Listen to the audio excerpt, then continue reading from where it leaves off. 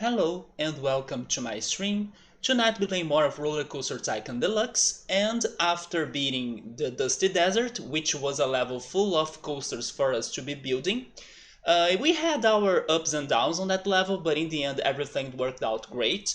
And tonight we're moving on to the next level, which is the Woodworm Park.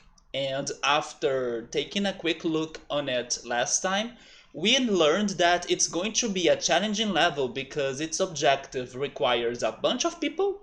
It is an objective of like getting 1,600 people by the end of October year 3. So that's quite a lot. Normally this game will challenge you by asking you to get like 1,500, sometimes 1,300 even. When it wants to be really challenging, then it throws at you like 1,500. But 1,600, I can't say I have seen that number too many times so far in this run, so hopefully it won't be too brutal. And I will need to start things right at start, like or right at the beginning, and fast, because I need to see those results to be getting to year 3, right?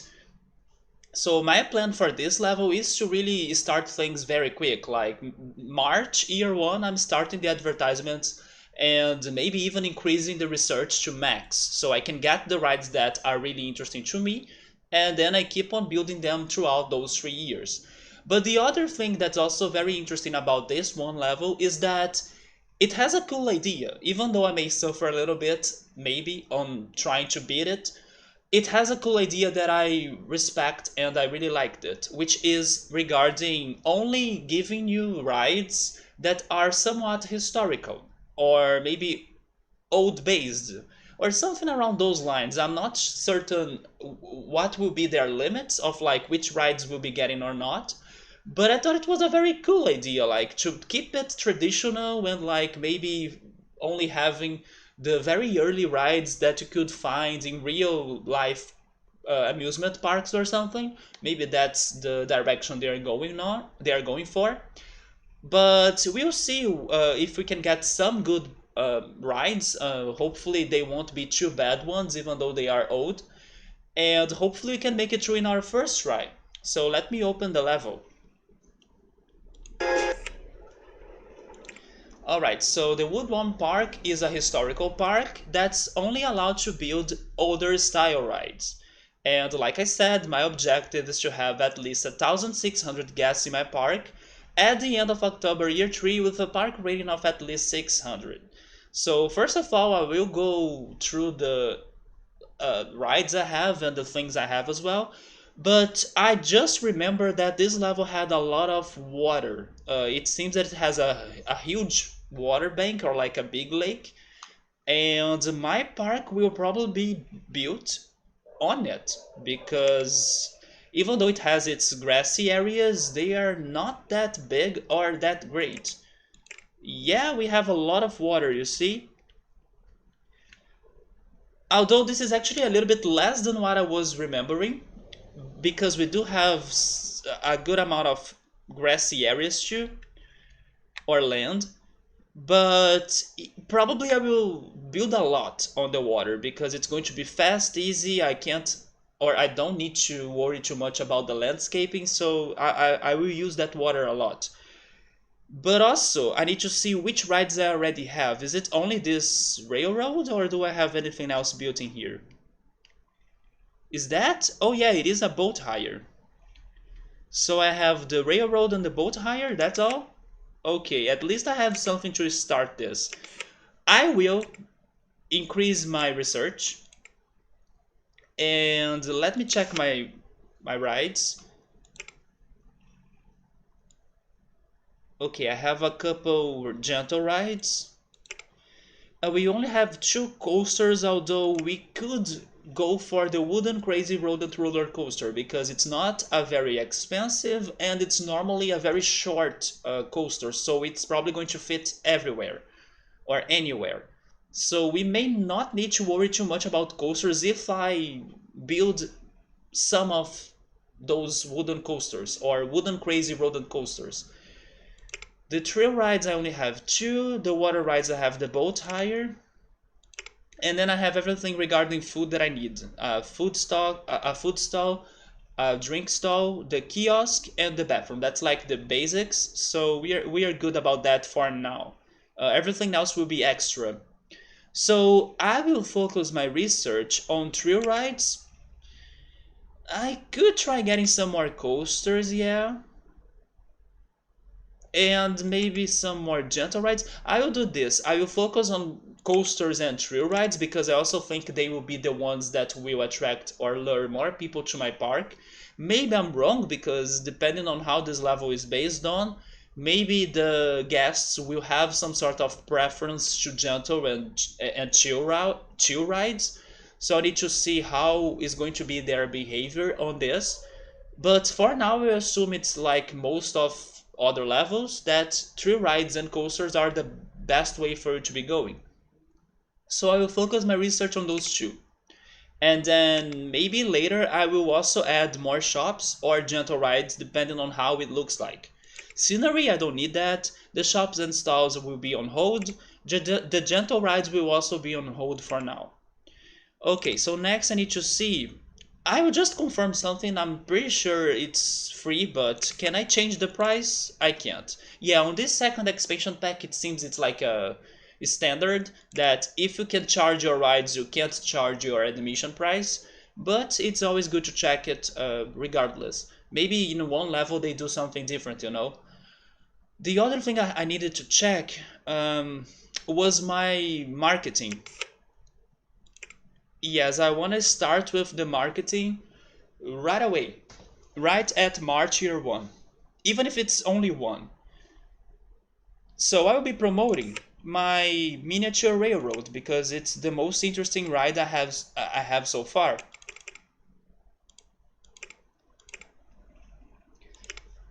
Then let me also check the prices for them. Not only that, I will. Oh my god, look at this. Time since last inspection 69 minutes. It's a lot. Let's drop the inspection to 10 minutes. It's only $1.50. I want to raise that to maybe $2 and I will try 30. Hopefully the guests don't mind it. And then I will also check the boat hire. The boat hire has the rowing boats model. I have other options. Each rowing boat gets 2 passengers. I'm changing this. I need more passengers. The one that I like is the swam pedal boats because it has 4 people per boat. So we are going to kind of multiply that amount per 2. I think that's a good plan. And this is too cheap. Let me raise it to, I don't know, maybe I will try $2, but probably I'll need to change that later. Alright, then let me add some staff in here. Give me 3 handymen for now, but after I have a coaster, I will definitely add more handymen. I also will need entertainers because we need people to be happy and for them to stay at the park. So give me 2 entertainers for now, but I will also need more later. And I need 1 mechanic. Yes, just 1 mechanic, but please do your job well. Give me a security guard too. Also, let me be careful because maybe once I unpause the game, they will fall on water and drown. Let me just see if they are safe. Okay, everybody looks... No! Not everybody's looking safe. There we go. Okay, nobody died. You see, I learned from my mistakes from the past in here. I knew that as I was so close to the water level and that I was dropping everybody in there during the post game, somebody could be having their life threatened, so thank goodness I checked that out. Alright, so there we go. Let me add some little bins around the park because I'm noticing it doesn't have any of them. At the very least, we are starting with like almost 70 people in the park already, so we are not starting from scratch. We also have a cool transport ride, a very chill boat ride, so it could be worse, you know? The game gave me something to help. or something that helps me.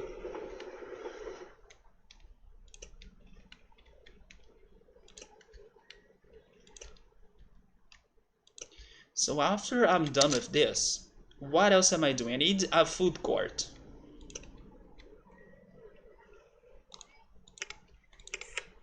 Let's do it right there.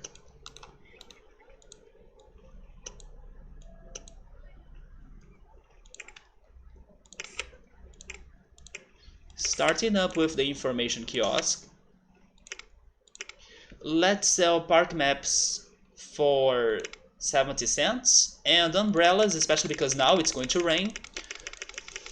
They're going to be $4.80. I'm changing the colors of the umbrella to, I don't know, gray. Let's go to a different color that I don't remember picking before. Gray. Then let's add the rest, which are the bathroom. It can be next to the information kiosk. Then we need the drink stall and the fries.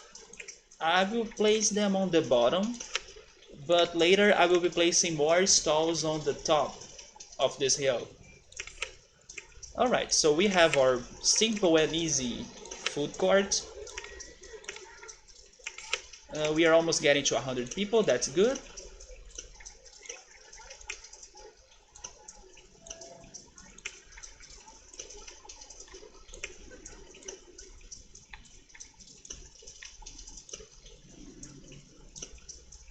Wait, we have a tunnel in here?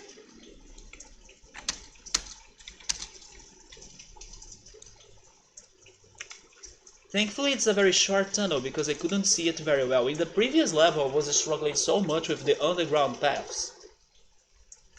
Alright, so now we got the 100 guests. I think this is a very good start for March. Let's start building our rides. I will start with the trail rides. Let's go for the trail rides because they are simple and fast. Then I build a coaster. And then I move on to the gentle rides. I can probably start building them. I kinda wanna place them on that side of the bridge, you know? So first of all we need the scrambled eggs.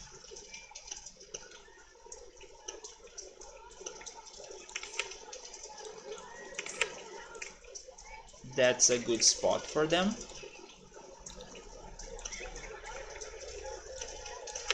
Nice. I see that they are using red for the entrance station, so the paths for the entrance, it's going to be red. Then let's charge this $2.50, but later I'll need to drop it. Then next, I will build the swinging ship. I love how I almost said the Viking ship, because that's how it's called in Portuguese, which is not wrong, like, it is a Viking ship, but in this game, or on this game, it's called swinging ship. I want to place it on the water, so right there.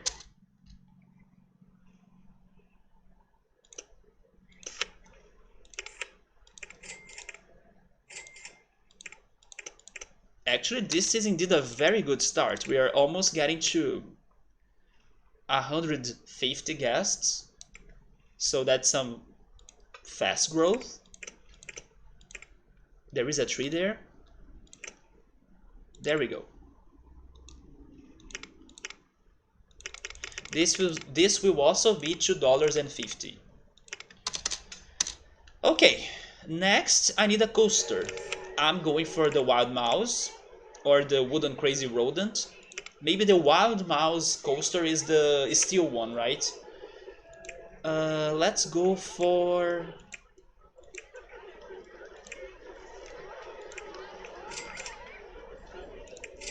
I will go for the standard. Do I remember this coaster ever crashing? Maybe I do. But I will take the risk. I'm going to place it maybe up there. Hey Victor, what's up man? How are you? Victor, I have some questions and things to tell you. Actually, first is the question, but let me remember the name.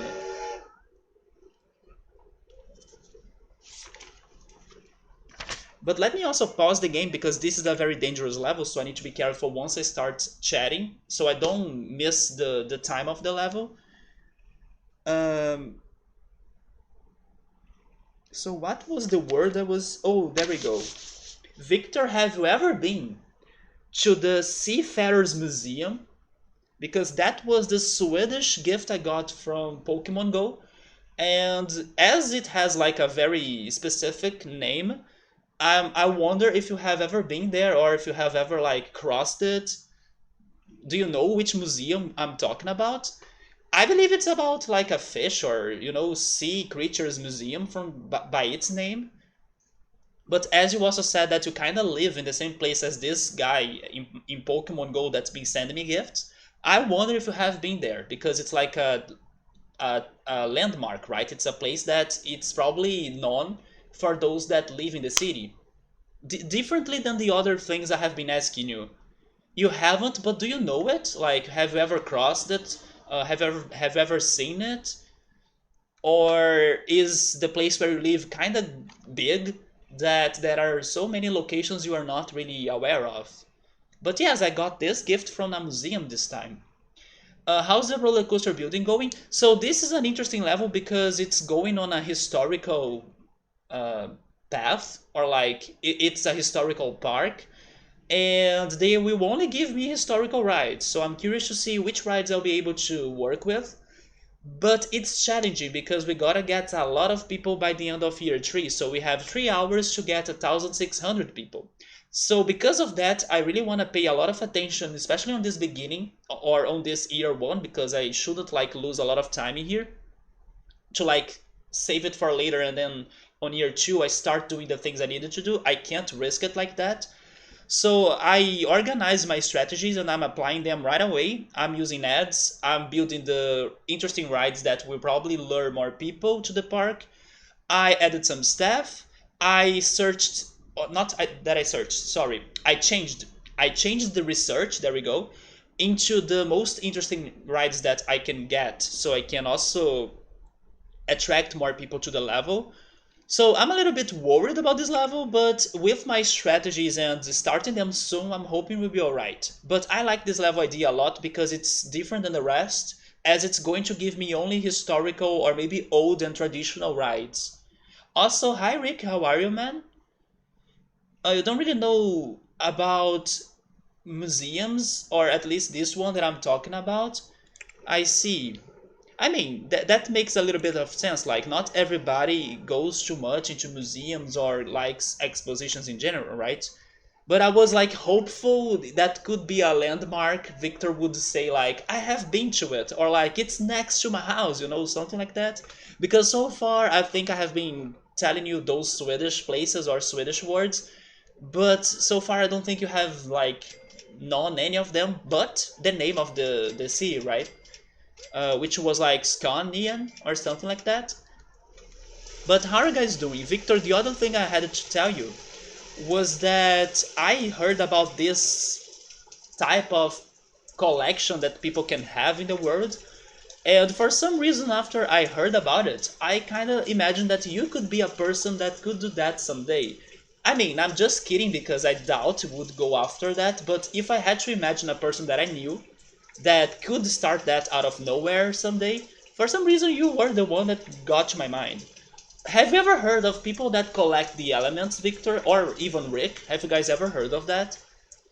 I was watching this video of like crazy things people like to collect, and there was this category of like people that like to collect the elements, and then they create a shelf on their house that has like the periodic table or periodic chart. I'm not sure how is it called in chemistry in English, but they have like the squares for each element, and they kind of get like an item that has that element on it, and then they kind of fill the shelf with every freaking element in the world. It was a very crazy idea, but as Victor is a person that I know that likes to study the pi number, that solves Rubik cubes every time, I was like, man, I can't imagine Victor having one of those things on his room. But he decided to go for guitars instead, so I can forgive him for not going for the Element collection. But maybe in another alternative universe, there is a Victor out there that does that, you know.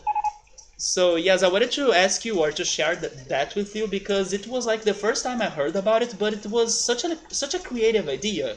But at the same time, such a hard thing to do. Like, how are you going to collect the radioactive elements, you know? What the heck? Uranium? How are you going to find something that has uranium on it?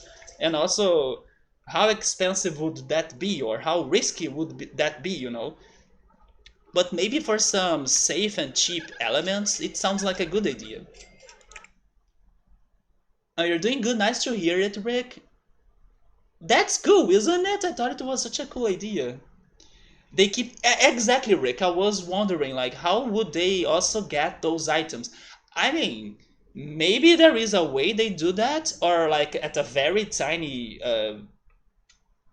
sample. You know, you of course don't need to have like a whole kilogram of uranium. You know, no, maybe that's exaggerated, but I imagine that their objective was to have something that has a trait of that element, so it doesn't matter if it's too much or too little. But considering how collectors think or how do they behave, maybe some will actually go after a bunch. But I just hope that they are doing it in a legal way and also in a safe way. Because, yeah, some of the elements we have in the planet are radioactive. Yes, Victor. You see, I'm happy that my impression and my imagination were spot on. I was like, man, I need to share this news with Victor because who knows, maybe someday he can surprise us about his own element collecting. I thought it was such a good idea, or at least a fun idea. Too bad that there are some dangerous elements, but you know, it's something I never considered even before, and I think it's a cool idea. But guys, how have you guys been following the news so far of E3? Have you been excited? Have you seen some presentations so far? I hope Victor has seen the one from Ubisoft today, but I gotta say that I'm disappointed because it's going to be another year without my beloved Rayman. I'm still waiting for Ubisoft to give me a new Rayman game and I'm getting nothing. But so far, the indie games have been doing it for me. I have seen at least three indie games that I liked a lot. Maybe you guys won't have heard of them before, but I would recommend searching for them or looking for them. They were Sable, Planet of Lena, and the third one was called Tunic. Actually, Tunic was announced in a previous E3, like some years ago, but I have seen more of it this year, and I remembered of it. And Tunic is about a fox that is like in an adventure game, a lot like Zelda. So that's pretty much why I'm very excited for it. And I even noticed that it's going to be released for PC. So I definitely was sure to add it to my wish list in there on Steam. So I don't forget about it anymore because it's looking really fun. But the other two, like Sable, had a very cool art style, and Planet of Lena looked a lot like a Studio Ghibli movie. Like it's painted by hand. You know, it's all handwork. The art for it, it's freaking beautiful. So I really love those three indie games so far.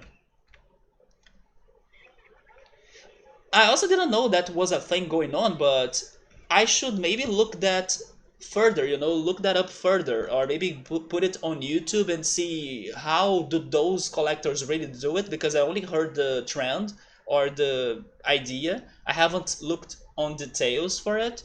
Let's see, like, how do they keep those radioactive things at the places, or how could they get to them as well? Exactly, the Mario vs. Rabbids is the reason why I wanted Victor to be watching the Ubisoft presentation. I think it was the best announcement in that presentation, even though it was spoiled today, right? Or maybe even yesterday, I'm not sure, but it was spoiled before the presentation, just like what happened to the first game. which was kinda crazy. And this time it was spoiled by Nintendo itself, which is also extra crazy. But even with the spoiler, it was very great to see it.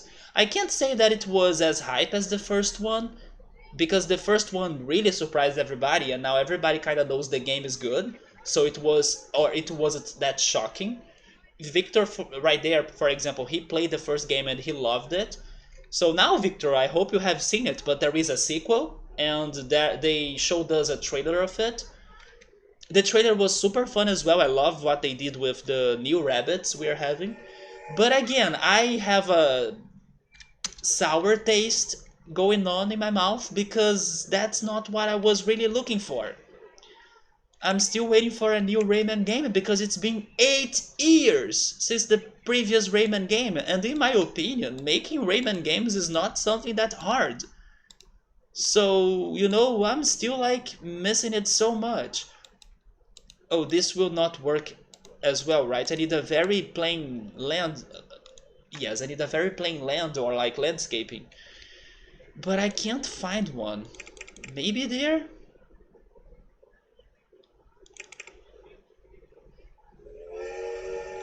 Okay, I finally found a spot for it.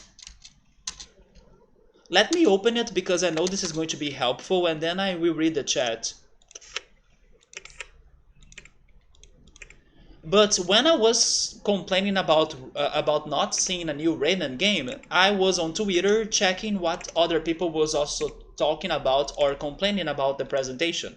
And they also remind me of other games that Ubisoft is not talking about anymore, or it's been forever since people got news of them. One in particular is something that I'm not surprised we're not getting news about it, which is Beyond Good and Evil 2.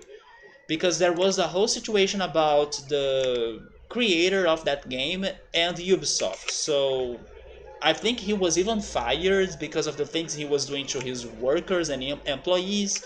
It was a whole mess, but I can't remember the details anymore. And because of that, I'm not surprised Beyond Good and Evil 2 is either postponed or like it's a lost project. But people were remind me of like other games such as Splinter Cell. People were really hoping for new Splinter Cell games, and also Skull and Bones. Do you guys remember Skull and Bones? I still remember the trailer because they used that very classic song. Uh, Sorry if I'm going to sing it without the right lyrics because you know me, I can't remember lyrics correctly, but it's something like, "We're never going to survive, oh yeah. We're a little crazy." It's like a classic from the past, or a classic song from the past. It's like Crazy by Seal, if I'm not mistaken. I still remember that trailer because of that song. But yes, like, what happened to that game? Nobody knows. Not that I was excited for it in particular, because it's a pirate game, so it's not my thing. But that's true, Ubisoft kinda forgot completely about it. So people have been kinda disappointed that they have been always talking about the same games every freaking E3, but not the ones that we are really wishing for. Also, hi Electro, how are you, man? Victor's mind has been stuck in 2001 lately when it comes to games. Wait, why is that? But after you said it, you remind me that one thing that I have been doing in the past days to get myself pumped and ready for E3 has been watching moments from the previous E3s, or like remembering remarkable moments of the E3s throughout the history.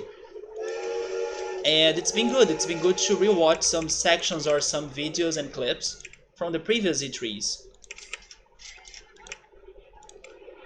But yes, I was kinda, it's just an okay presentation by Ubisoft. Sadly, no more Rayman, or at least not so far. And also, other things people have been waiting for, we are getting no updates on them. And they surprised us with that Avatar game. It was their last announcement. I mean, I'm not a big fan of it. Like, I'm not a big fan, or I'm not crazy for Avatar. But I gotta say, it does look good. Like, when they were starting to show us the trailer, it did look great. So hopefully they don't mess it up. But again, it's not what I was hoping for, so... Electro, by the way, do you know if this coaster crashes? Because I was concerned of it. Hopefully it won't crash. Oh, you didn't know that E3 has been happening? Actually, it started today. Today was the first official day of E3, but to know that other companies and other minor um, video game publishers and developers, they will use this same time to also make some other presentations and promote their own works, right? So we have been getting news on new games since Thursday, if I'm not mistaken. On Thursday, I watched the Video Games Fest, which was the one that showed me the trailer for Sable. It looks really great, and also Planet of Lena. It also showed people a new trailer of Elden Ring, which is that game with George R.R. Martin and somebody else that I forgot. It's looking really good as well, but it's not my game. It's for those that like more serious and medieval and, action games like Dark Souls or something. Not really my game, but it does look good, or at least it looks different, because it has some very unique monsters and enemies. I was a bit surprised by them, so I think it's going to be good. Another game that they also revealed, but even though it's one of those silly games, but I was kind of curious about it. I'm talking about... Oh, Ultras, thank you so much for the resub, man. Thank you so much. And how are you, dude? I know you have been going through some roller coaster of events this last week. Hopefully everything is alright. Okay, let me just check if everything is okay on my park, and then I will pause it, and then I will talk to you all. Let me see what people are thinking. Also, I will add more handyman because I just built a coaster, and maybe another mechanic because it's been raining a lot too, so my rides may be crashing. Give me 3 more handyman, yeah.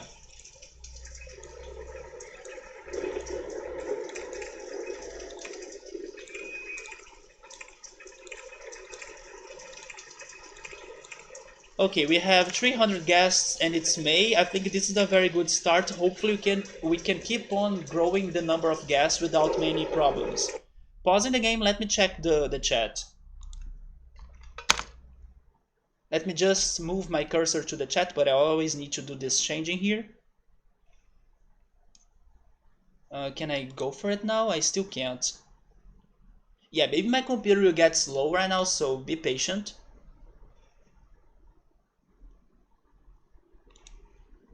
Okay, there we go. The only reason why am I pausing the game is because this is a dangerous and risky level, so I need to really use my time I have on it. So you know that if I start chatting I get too distracted, so maybe I can like lose some important time of the level and not work on it.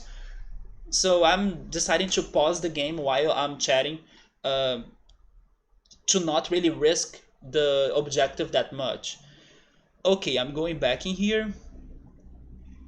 Rick has been proud of his country for making that game. For making which game? Um, the first one was amazing. Oh, are you talking about the Mario vs. Rabbids? Wait a second, maybe you're right. The guy has an Italian name, don't you think? I forgot his name, but his surname sounds Italian, isn't it? But I didn't know he was Italian, if that's the game you're talking about.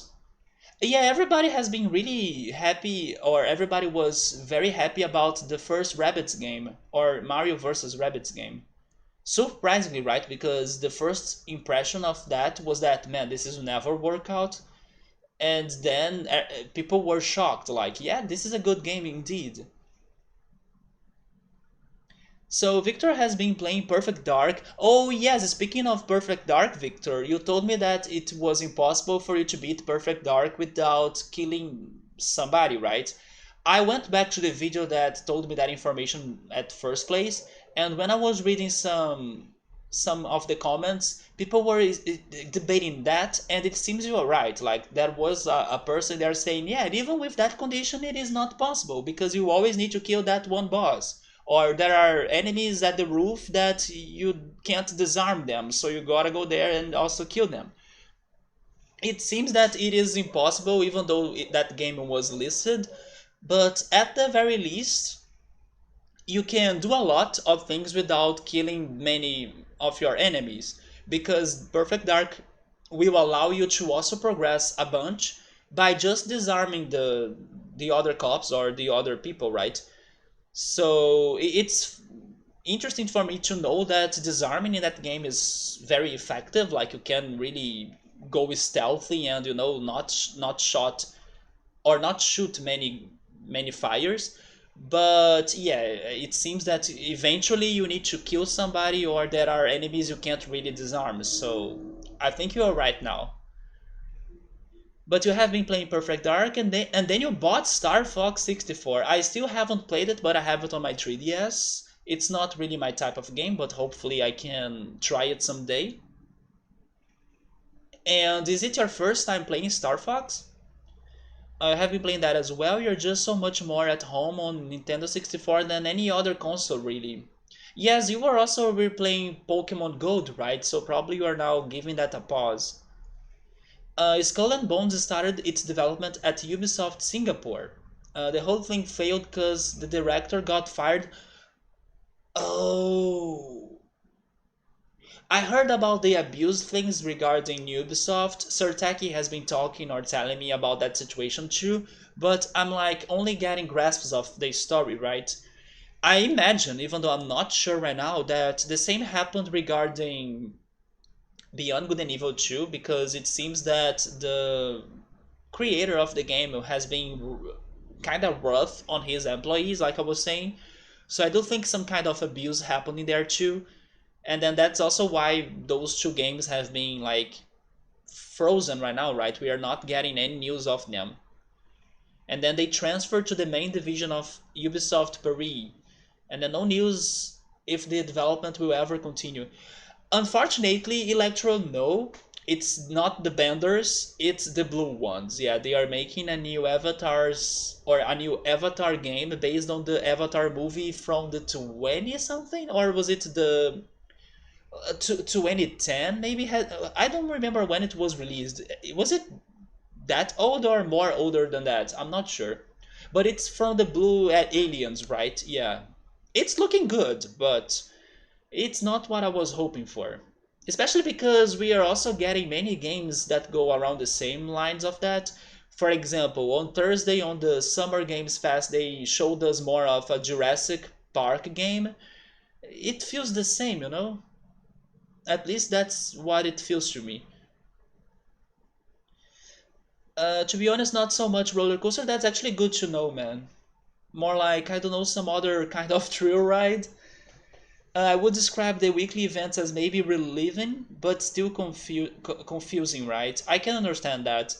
You know what's funny? Tonight, I had a dream of a friend from the past as well. Like, I had a dream of a childhood friend of mine. But today we don't talk to each other anymore because of life, basically. But it's funny that he, or considering my childhood friends, or like the friends I had as a kid, he was the one that I have seen the last. Because there was one day that I was checking on a bookstore event, or like they were selling books at the streets of Rio, and then they were all used books. So basically, they had some good offers and deals for you to buy a used book. And then I was there distracted trying to find a good book in the middle of a bunch of books. And then suddenly somebody kind of called me or touched on my back. And then when I turned back, it was my friend. And I'm like, holy shit, what the heck? But yes, that was like the last time we have seen each other. Even though we kind of said like, oh yeah, message me later and then everything. That kind of doesn't work later. Even though I actually messaged him later, but that was it. And yeah, it's funny that I also have been having some sort of memories from the past, and then Ultros is recontacting a friend of his from the past. So it's been kind of a nostalgic trip to me as well. Or at least today I was thinking a lot about that. I think the side friction and bobsled are the only coaster that can fly off the track. Okay, so I may be safe in here. I got sunburned sitting at the beach today. I went to the beach today as well. It was many days since I have been there because this week has been raining here, so we were waiting for the sun to show again. And then today was the day for it. Not too bad of a burn though, like on the cusp between tan and burn. Alright, there we go. It's been that summer has been hitting Canada. Oh, Mario versus or Mario plus Rabbids was made in Italy. Yeah, I think his name sounded Italian now that you are saying it. Was it? Sorry if I'm wrong though, because I can't remember, but it was something Damiami, right, or something like that. But we don't have Ubisoft in Italy, do we? Because I thought that Ubisoft was in France, in Canada, maybe in the US, but I didn't know it was also in Italy. But maybe as you are saying it was made in Italy, there is a Ubisoft in Italy. I think the Avatar sequels are a conspiracy and James Cameron is just enjoying the retirement. Wait, Avatar sequels? I didn't know there was a sequel. Like, were they working on a sequel? But that's true, I haven't heard of him before, like, or anymore, James Cameron. Also, hi Gabriel, how are you? He's more recent than past, but still, was there an Avatar sequel? Yes, I didn't know that either. Speaking of Gabriel though, Gabriel, did you know about Gundam or Mobile Suit Gundam live action that some people have been working on? Because we were talking about animes that were going to be or that are going to become live actions, and Gundam is one of them. I didn't know if you were aware of it. Probably you are because you're a big Gundam fan. But what do you think about it? Do you think it's going to be good? But yes, I also had to tell you that I heard of a Gundam live action being worked on. I saw the original and thought like, okay, I can see why people enjoy this, but I don't want to watch it again. Me neither. It was maybe a beautiful looking movie, but I don't know, I didn't feel that hype. The chat's having a higher delay than normal, is it? My computer is kinda still the same as before, but it's looking fine right now, so I'm not sure if you're having a big delay. It's not like it's anywhere near an original story, just told in a brand new world. I agree, it's not a very innovative story at any sort. So there is an Ubisoft in Italy. It's called Ubisoft Milan, and then the guy is. Oh, there we go. It's not. Maybe I mixed his names. Like when I said Damiani, it's like David Soliani. There we go. So yeah, actually Damiani is like a YouTuber, a Brazilian YouTuber, right, or something like that. Anyway, I should move on into another topic because I can't remember the names right. So I'm only like saying BS right now, right? But there we go, Rick. At least Ubisoft in there has been doing some great works. They announced that they were going to make a total of 5 Avatar movies, announced around 2010. And they have been working on the second and the third the past 5 years. I don't know what to say about that anymore because like I was not ready for a single sequel. Imagine 4 more sequels. Jesus. The delay is a bit more than what it's normal, but it's not too bad. But for Ultras, he thinks it's normal. Maybe if you guys refresh the stream or something. I remember like an Avatar 2 being a thing, but never knew where it ended up. Like it could have came out and you never saw it. No, I actually haven't heard of a sequel either. Good is subjective, but yeah, it's good news. And do you like adaptations in general, no matter if it's a live action or not? Also, did you know that Netflix is working on another live action for Death Note, believe it or not? That was probably the most mind-blowing news I learned from that video about live actions. Netflix doesn't know when to stop. They are saying that now they are going to have a new director that will be more loyal to the story and to the original and everything, but I still don't trust that. Oh, we did get more coasters in here. But let me go for the gentle rides because I don't have a lot of money.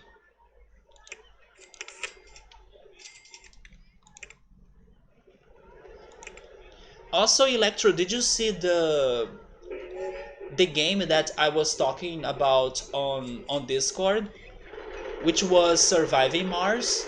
I watched the trailer for that, man, and as it's been a free game right now on Humble Bundle, I really hope you got it, or you get it, right? I also think I already have it because I'm really certain, or like I'm kind of certain that Epic Games has given it away before at some point, so I think I have gotten it before. But now that we can get it at Steam and it's the deluxe edition, it's probably better than Epic Games version, right? But yes, after I watched the trailer of that game, I was like, man, this looks kind of good. But also, speaking of free games, if you're not aware of them, we have Tell Me Why for free on Steam right now thanks to the awareness month of June. Then we have this one, Surviving Mars, that's free on Humble Bundle. We had a free game on GOG as well, but I'm not sure if it's still free. I think it was a Warhammer game, but maybe many days have passed by and it's not free anymore. But there was a new free game on Steam today as well that Sertaki told us on Discord. It's called Titan Souls. Yeah, I think it's called Titan Souls. So go grab that as well. And then Epic Games is giving away Control, right? Or Control. But I'm hyped for Epic Games' next game. That's going to be Overcooked 2. Yeah, Overcooked 2 is a game that I can see myself playing at some point. But Control is a very rewarded game as well, so whoever likes action games or like something crazy like that, go get it.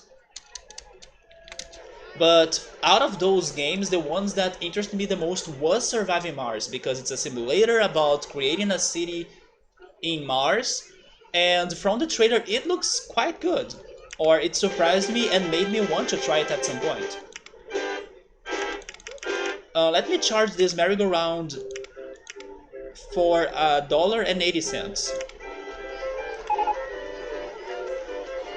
It is 20 seconds delay even after refreshing.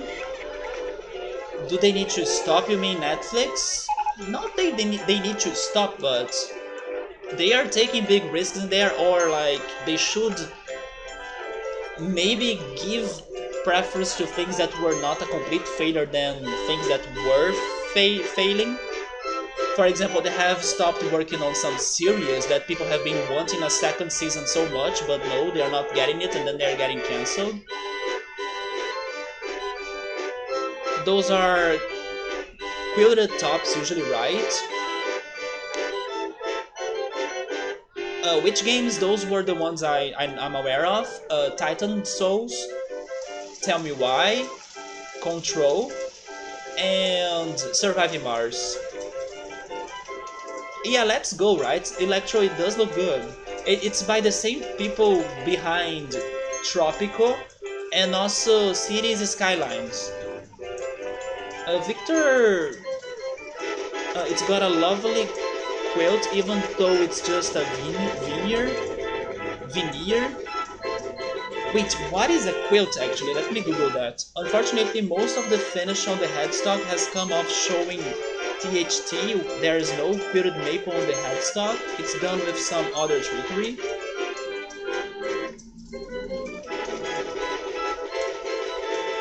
Wait, I need to go back on the chat. I'm missing something in there. Do you guys want me to restart the stream? So maybe the delay can be lower or something?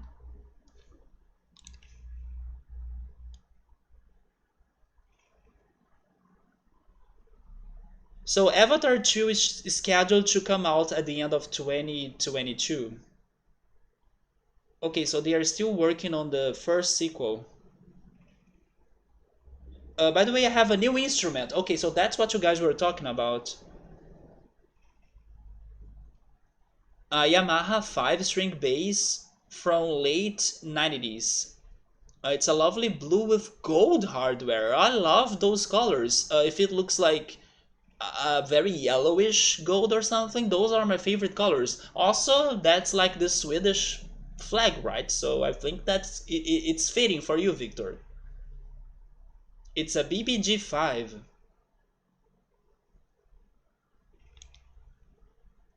You turn low latency on and it reduces it to like 27 seconds. So I could try restarting the stream. Oh, maybe it is better on PC than on mobile? Could that be a thing? You don't mind the delay? Have you guys tried switching to low latency mode on PC? I'm not sure. Maybe we are also having that delay because of like E3 has been going on, right? So Twitch has been crazy and YouTube as well, but I'm not sure. I was going to Google like quilt. What is a quilt?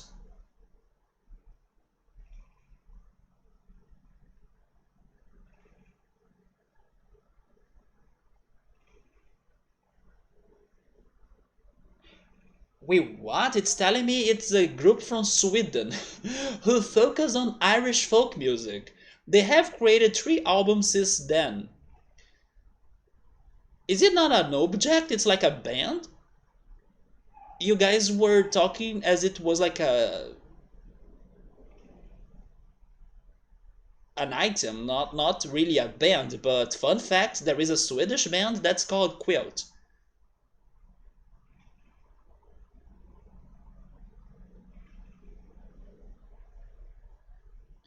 Oh, it's like a cloth?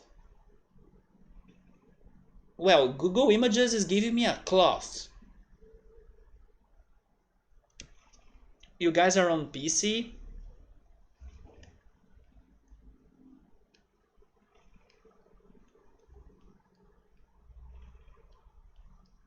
Speaking of words in English, there is this one English word I learned this week. I wonder if you guys have ever used it in your lives, because it seems it used to be Google's least searched English word. So I'm curious to know if you guys have ever heard of quizzaciously. Have you ever heard or seen or spoke that word? Quizzaciously. Yeah, I learned that word this week. I liked it, even though it's very rare. So it's a quilted maple guitar. It's a visual texture in a guitar's wood grain. We were referring to the pattern of the wood of the instrument, and a transparent finish is put on top so you can see the wood under the color. That was a broken link though. Yeah, the broken links are everywhere. I would like to add an SG like this to the family, just like this. But Victor, from what you said, I think I would like that. It was a bass guitar, right? I think I would like it. From the colors, like blue and gold, it's a good choice. By the way, I need to add an entrance to my merry-go-round. Thankfully, I could see that. I know it is still June, but I'm going to save the game. Let's give it our first save.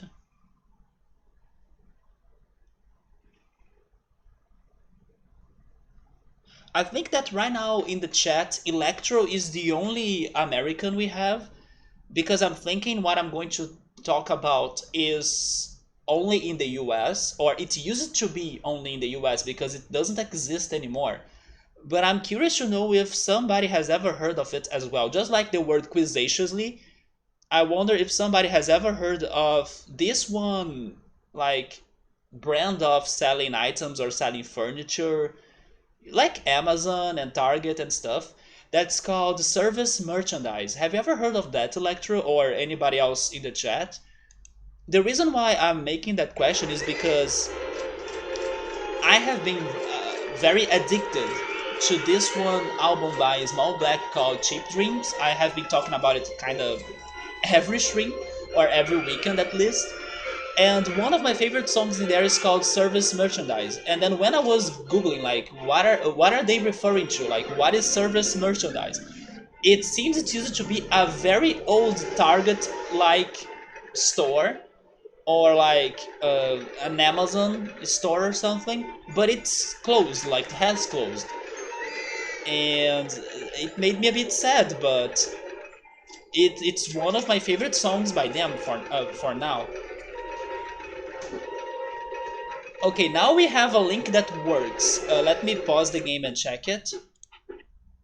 You have never heard of Quizzaciously? I think it means that it means something like saying something in a mocking manner or like in a satiric way or something. That's the meaning of it. And I'm not surprised you haven't heard it because it seems it's the least, or it used to be the least searched word in English in Google. So it's like a word from the past of very few people would be aware of it. And it seems that one famous YouTuber brought it up one day, and then more people started to talk about it, you know. But I saw it on a video from one of the Runaway guys. I also mentioned these guys or this group of YouTubers some weeks ago or some streams ago.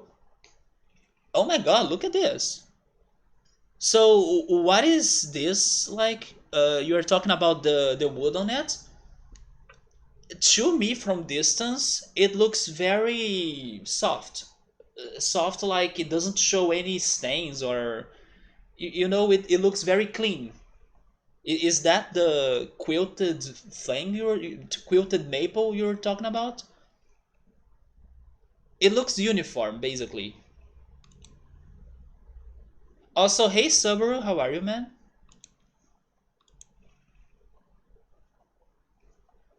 And Electro has never heard of service merchandise. Yeah, it seems that it was a very old business or something.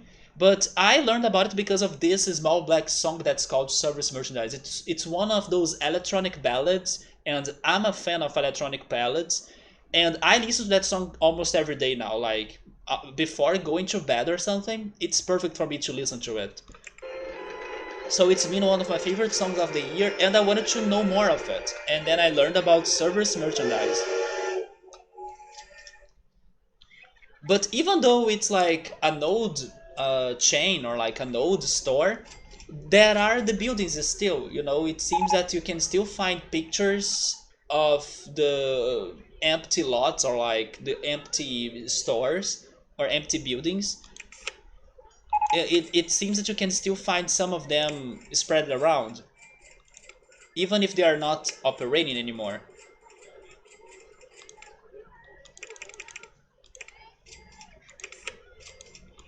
But yes, it seems they were very old.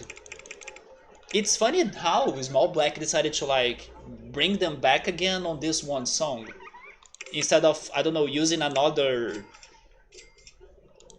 well-known chain, you know, maybe like a music based on Target, for example.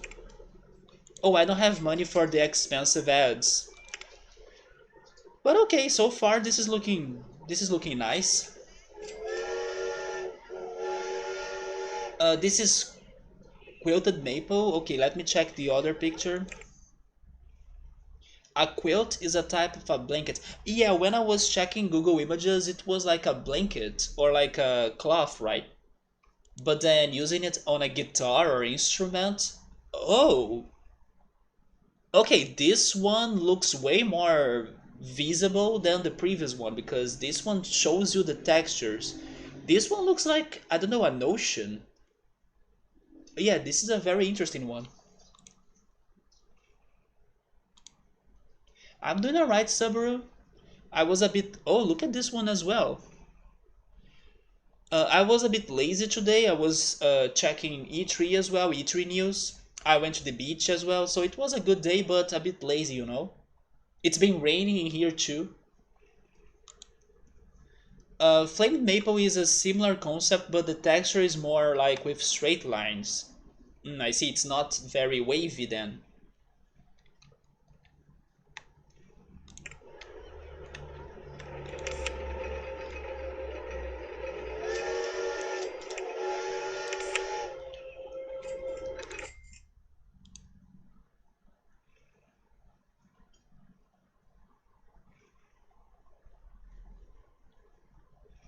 I mean, this one looks still like the previous ones in my opinion.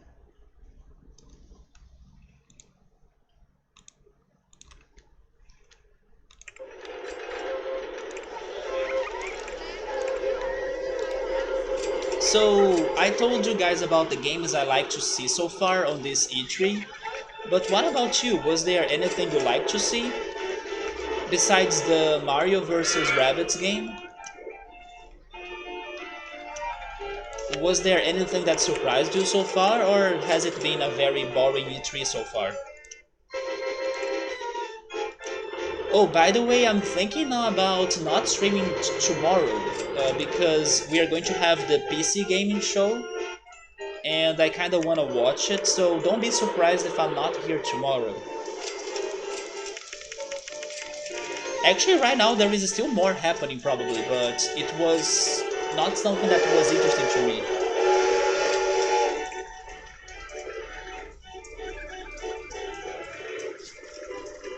It looks expensive and nice, but way too pale.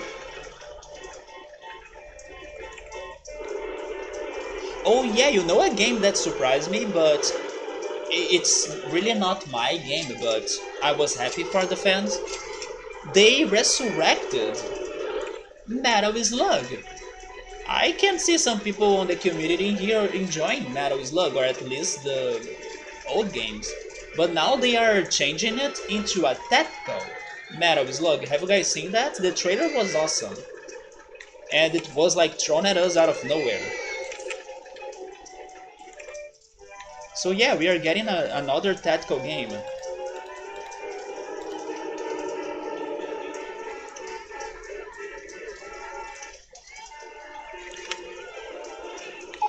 Actually, I should have changed this. Wait a second.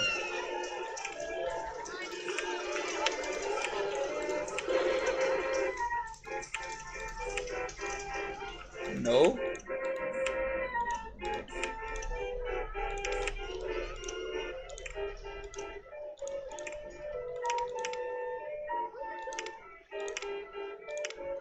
After reading Ferris Wheel, I just got like Ferris Bueller Day Off flashbacks. I kind of want to name this Ferris Wheel Ferris Bueller now, so don't mind me if I do.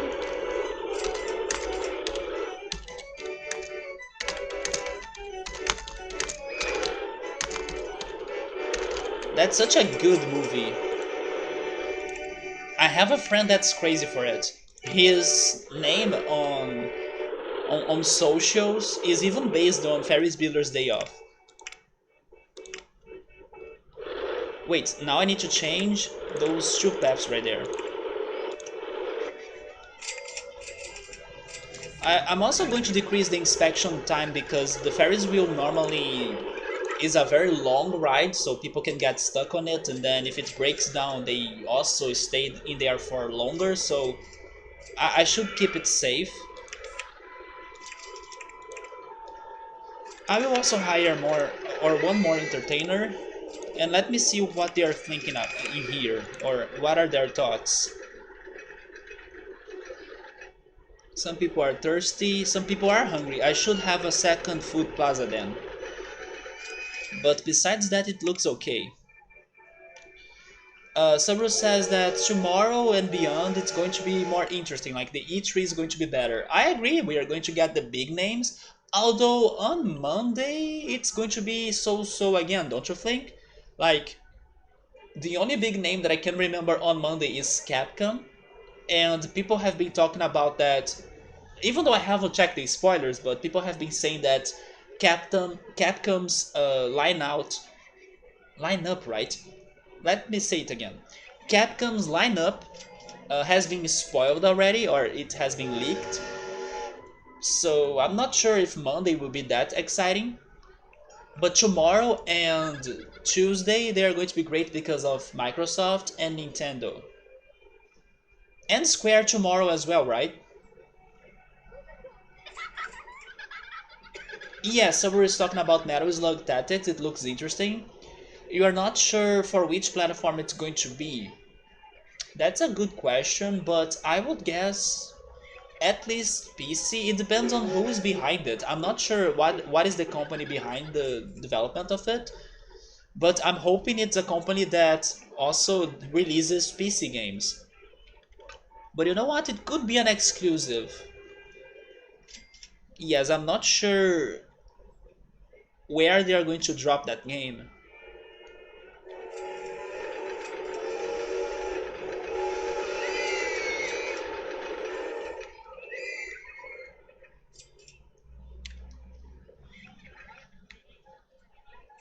I'm going to place the second food plaza right there.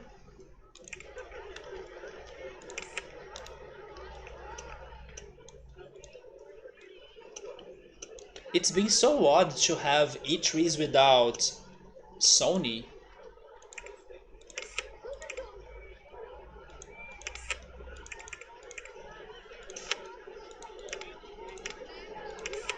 When I was watching those videos of like remarkable moments of E3 in the past, it seems that one of the greatest moments in history of the E3 was when Sony pretty much destroyed Sega when they were giving the prices for the PS1 versus the prices of the Dreamcast.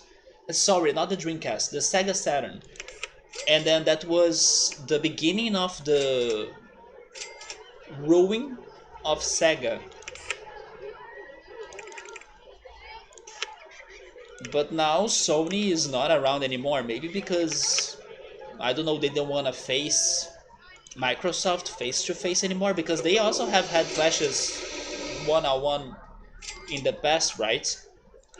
Especially when Microsoft was like, "Huh, we are going to give you access to the how is it called retrocompatibility with like the old Xbox games for you to play on this console now." While Sony was like, no, you can't play the other games in here, you can only play this console's games. And then people were like, holy shit, Xbox and Microsoft won E3 because of compatibility. Okay, so Square is going to be tomorrow. Have you checked the DLC of Yuffie and Final Fantasy VII Remake? Draco has been playing it, but I'm trying to not spoil myself. But I wonder if it is looking as good as the trailers. The trailers look fantastic for that DLC.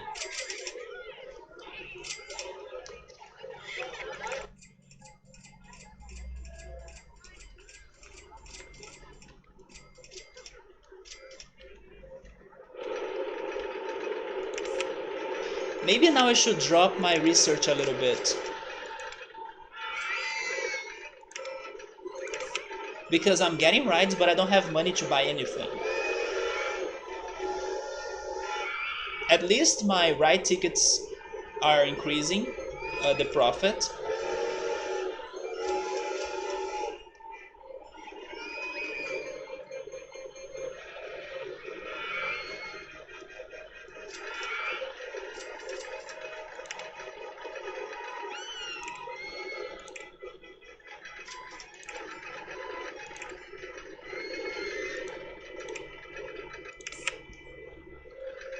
You gotta go, Victor, alright, man?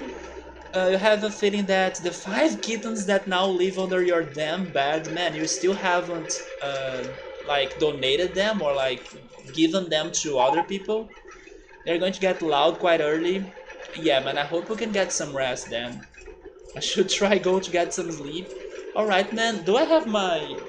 I do, I still have my magnet in here. Take care of the kittens, man, and have a good sleep. What is for dinner? To be honest, today I have no idea. Every day I have kind of been eating sandwiches for dinner, but today we haven't bought fresh bread, so I need to see if we have like loaves or like white bread left or something. So I'm not sure. And then my second option would be cereal. But once again, I need to see if I have cold milk in the refrigerator and if the milk that's in there is not old, because if it is old I shouldn't drink it. But yes, I'm not sure what I'm having for dinner, but probably something around those lines with leftovers, either cereal or sandwiches. So also, Subaru hasn't watched anything regarding the DLC. Oh yes, I also haven't watched anything regarding the remake. Yeah, I was thinking you were watching them, but maybe you're doing the same as me. We are not getting spoiled on both, right? The DLC or the remake. Although I wanna see news of the remake on their conference, on Square's conference. They're just under 3 weeks old, so it's too early to give them away. As soon as they're big enough, though, yeah, there you go, Victor. I hope we can also find good families to take care of them. Ultros has cooked some fried rice that is more Thai flavored, and then some grilled chicken with a spicy peanut coconut sauce. That sounds interesting, man. Yeah, it sounds good. I still gotta try fried rice though. Oh, I do have some panettone leftovers as well. I just remembered that. And my father did some mango juice. I went downstairs before I started the stream thirsty. Actually, I should drink some water now too because I was really liking this water.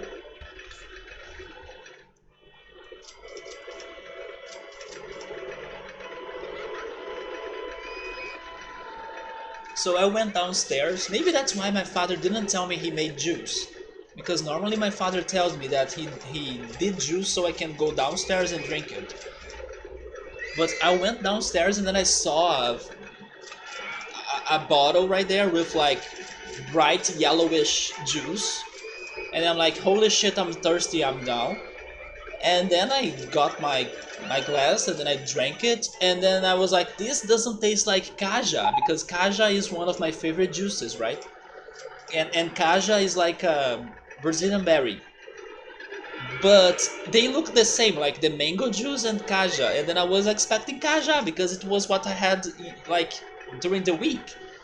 We had a lot of Kaja juice in here. No, this time it was mango, so I was fooled by everyone. But I was so thirsty that I ended up drinking it. And if you didn't know, I'm not a big fan of mango, but I gotta say this juice was not too bad. Even though I'm not a fan of mango, this juice was okay. So I also ended up drinking the whole glass, right? But yes, I was fooled by my family tonight.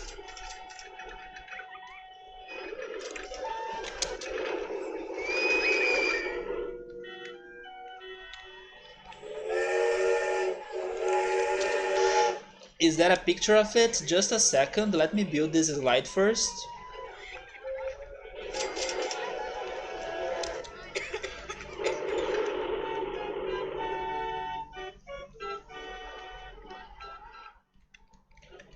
I love how I was saying that I would use the water a lot on this level, but so far I'm kinda avoiding it, right?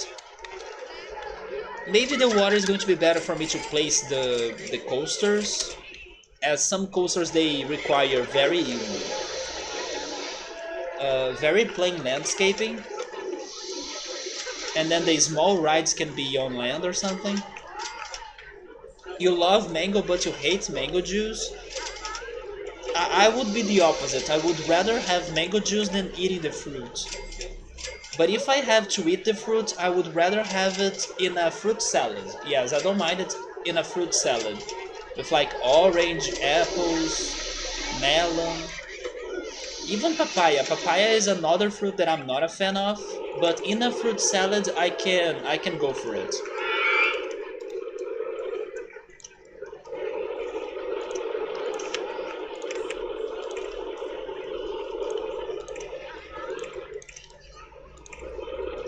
Another juice that I'm trying to get more used to is guava.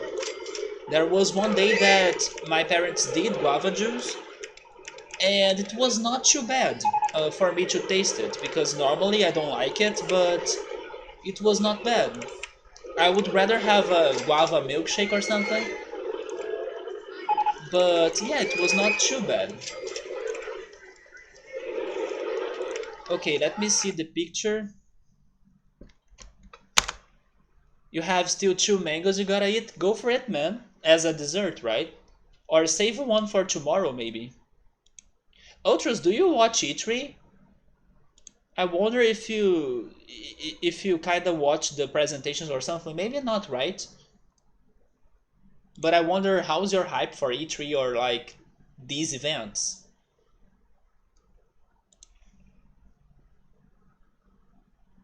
Look at that, it looks good, man. It's funny it's funny that the shape of this chicken reminds me of a lobster, don't you think? It has the shape of a lobster. And then you have some, I'm imagining hot sauce right there. So fried rice wait, those are those I forgot how they're called, but they look like noodles, but are they really noodles? They are not noodles, right? I think they are like a rice. Um, I forgot the name, but what are those things that look like noodles? But I won't be surprised if you say it's a rice something, like a rice root or something.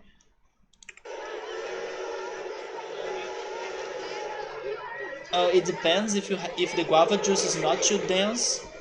My biggest problem was regarding the taste. But regarding the thick juice, I don't like the mango juice also because of its being thick, you know. Papaya has to be mixed for ultras, for me as well. Ultras doesn't keep up with anything. Yeah, I'm not surprised, man. You prefer playing the old games, right? You're not too into the new games. You don't mind getting the party late? Yeah. But what were those? Oh yeah, bean sprouts. That's what I was trying to remember. It was not a root, but you know something close to that. Yeah, it was a sprout, bean sprout. I haven't had that. Like I don't know how do they taste.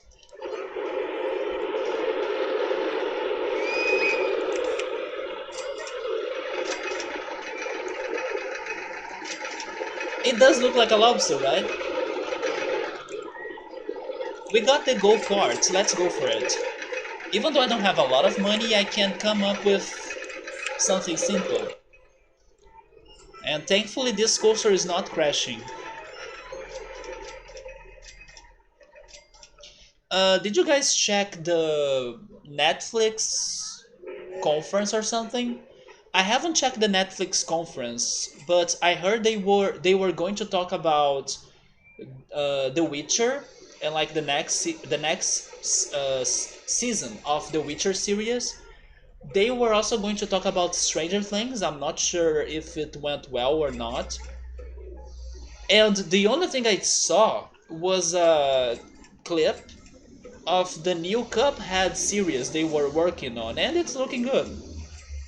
It's not a very long clip, but it is looking good.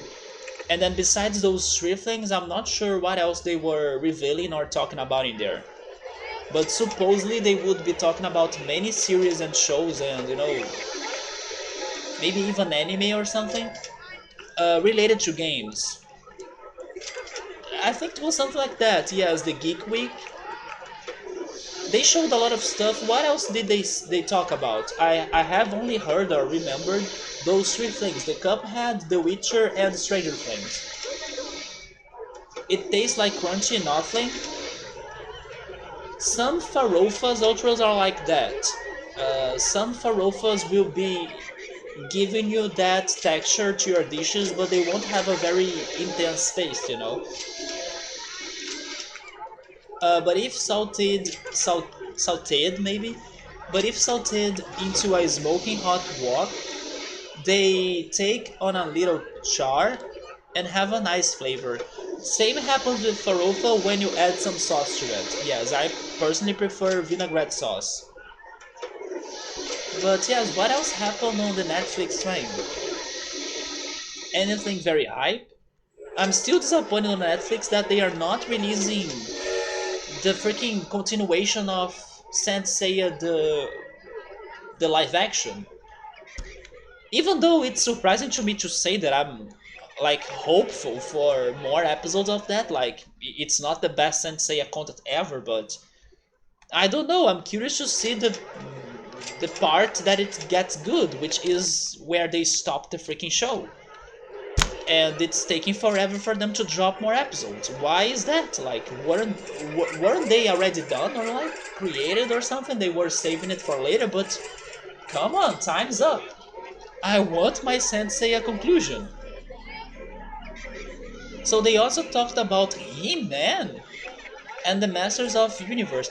They recently have resurrected She-Ra, right? And people said fantastic things about that. So now they're going for He-Man as well? And then they talked about the new Castlevania. Castlevania is getting another season. And other series, both animated and live actions.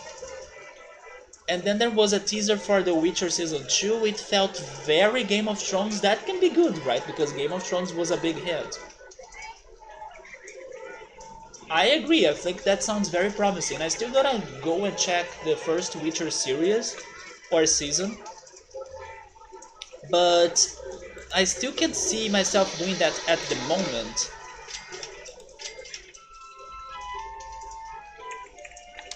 As I also gotta still start watching JoJo's Bizarre Adventure. Right now I'm finishing watching Toradora, which is like a cute romance, high school, college drama, and that's it. It started okay, then it got bad, and then now it's getting good again. So I'm like surprised that I'm enjoying it again. Yeah, now it's not too bad. But in the end, I believe it's going to be just an okay show because a friend of mine also said it's like just okay. But I'm kind of enjoying it more now. Like it got to a certain part of the show that it's more interesting to me. And it's been chill. It's been super chill to watch it.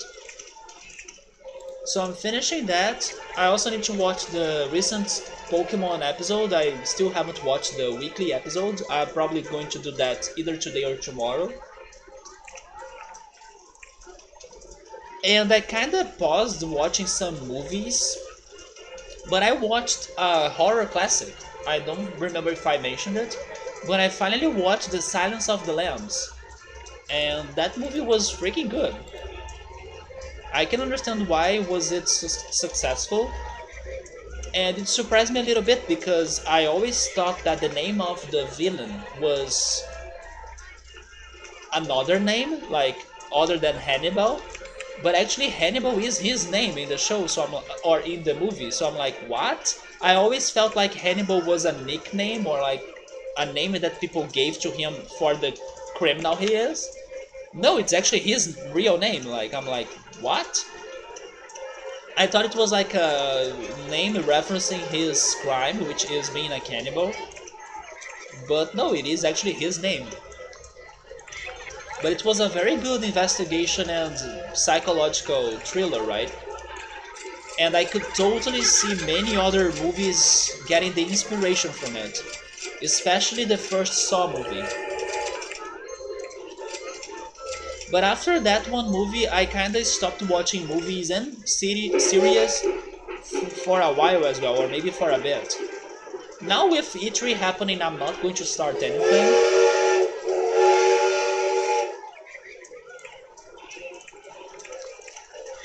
But I'm mostly focusing on Toradora, believe it or not.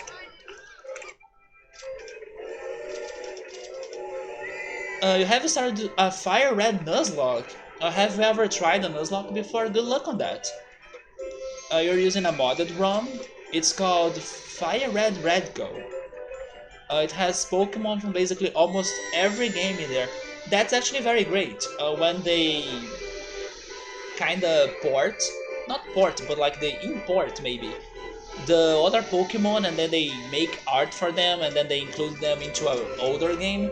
I have seen hack games doing that before too, like Pokemon Prism. They even had a Sylveon, like a Gen 6 Pokemon in a 2D looking Pokemon game. It does look great, or it does work when they are able to do that work. But good luck, I still gotta try my first Nuzlocke. I'm not sure if I will succeed, but I will be very careful when the day comes. You know something nice that I saw? I was also watching a playthrough this week of a game called, how is it called? Um, Turnip Boy avoids, how was it? Skips stacks or something? Let me Google it. It's a very interesting name. It's like Turnip Boy avoids taxes. It's something like that.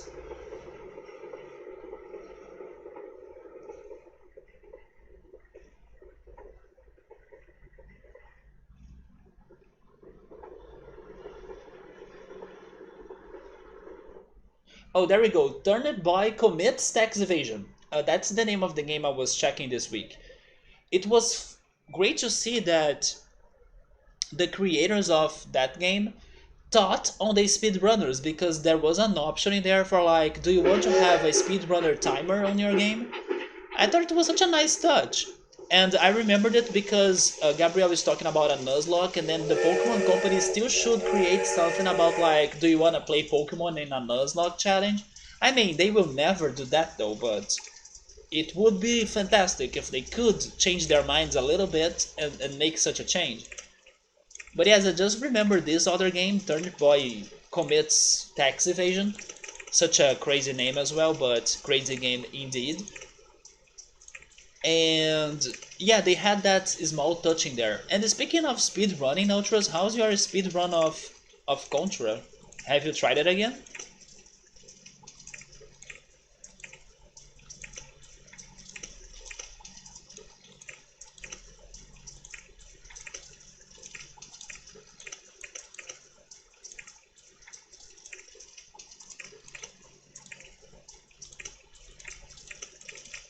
Oh, I don't have money anymore.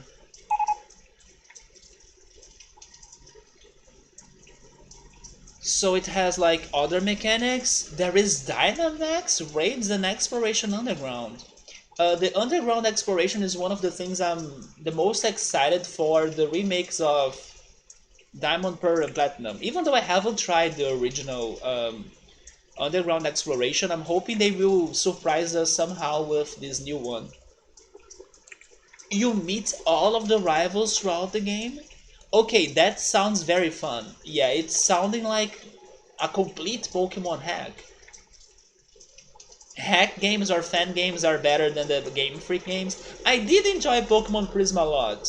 Yes, when I was playing Pokemon Prism with the community of Twitch Plays Pokemon, I did like that game a lot, yes. Of course, it had its silly moments, but it was quite fun.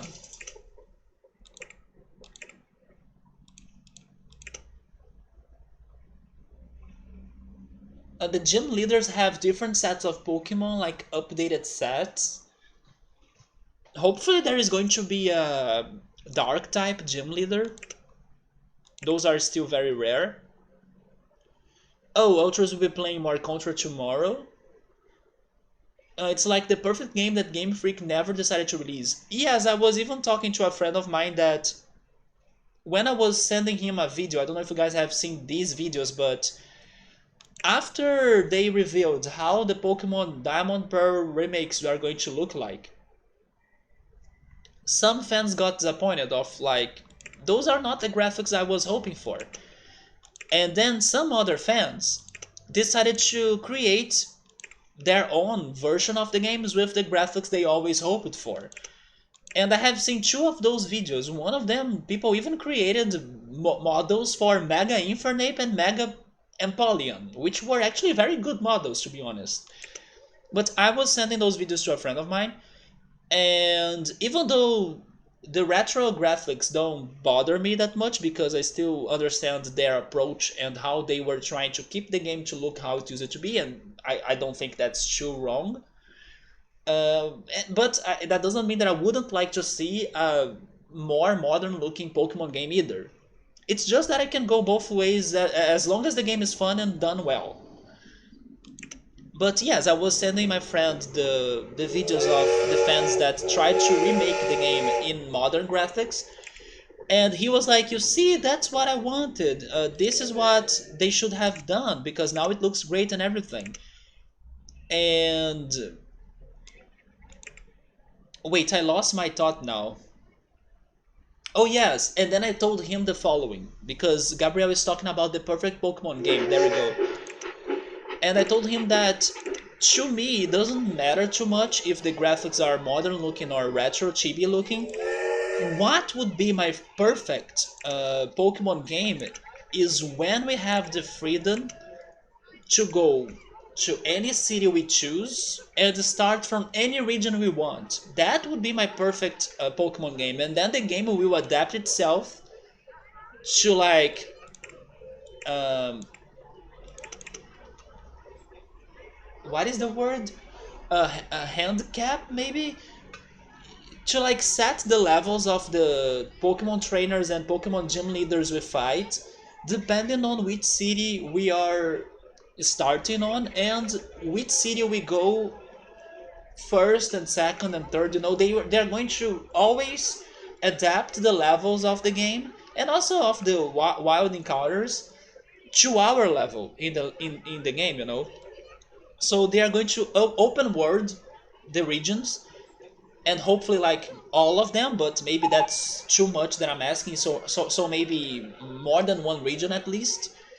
And then you choose like, do you want to start this travel or this journey from which city? Then you pick. You don't need to start it always from the, you know, small village far from everything, or at least next to Viridian City. I wanted to see something like that, that you can start it from anywhere you want and then the game will fit it according to your decisions. And I imagine a game like that could be super fun on replayability because, oh yes, this time I'm starting my journey at Vermilion City, but then I beat the game and then I want to start it from, I don't know, Johto and then Olivine City this time, you know? And then maybe you can have a different team in the beginning, and then you can have all sorts of crazy decisions of like, I'm going to face the Dragon Gym first, you know? You can kind of come up with such an idea. I believe that would be my perfect Pokemon game, with the game that gives me the freedom to do things in the order I want. And then I don't care if it is like chibi looking, if it is modern looking or something.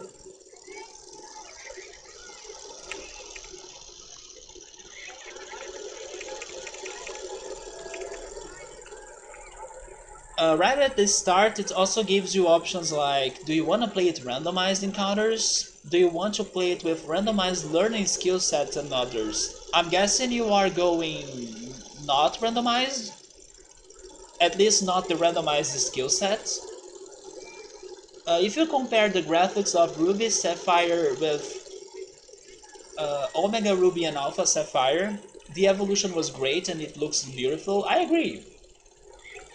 They pretty much use the same graphics or very close graphics to Sun and Moon.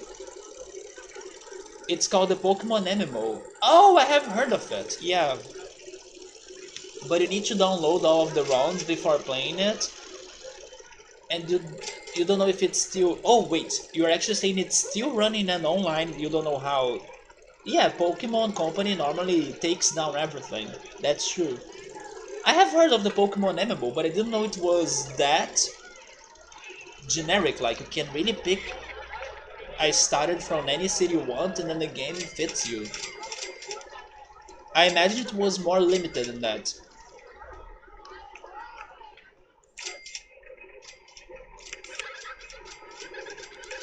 So now that I got my go karts, I don't have much more to do.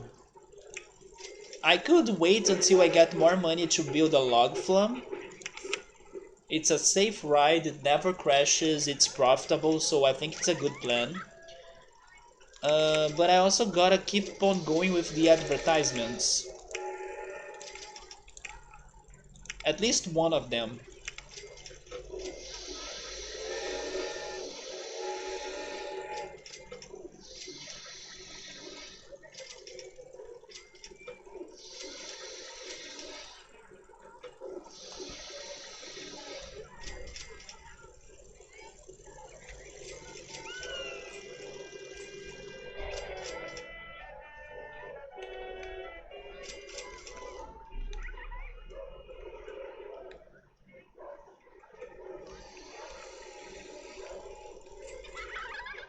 Oh yes, I was saying that I didn't have series or movies in mind to start soon, but I just remember that I will have one to start watching soon. It's going to be released in some days from now, if I'm not mistaken, on Netflix. I'm talking about Elite. Elite's one of those teenager drama series, but I did like it. It's not that bad, or like it's not as crazy as Riverdale, for example, that goes too crazy and too weird. But I also still watch Riverdale though. But Elite is good. Like Elite has some good drama happening on it. And then we are going to have new seasons this month. So Animal Fan made of Pokemon, they will have all or almost all regions, but you don't. But Subaru doesn't think you can choose where it starts or where it goes. I see. So you will start from where the animal wants you to start, but you can travel to many other regions. Although Gabriel is saying that you can pick where to start, so never mind. Yeah, that's the dream of mine for a Pokemon game.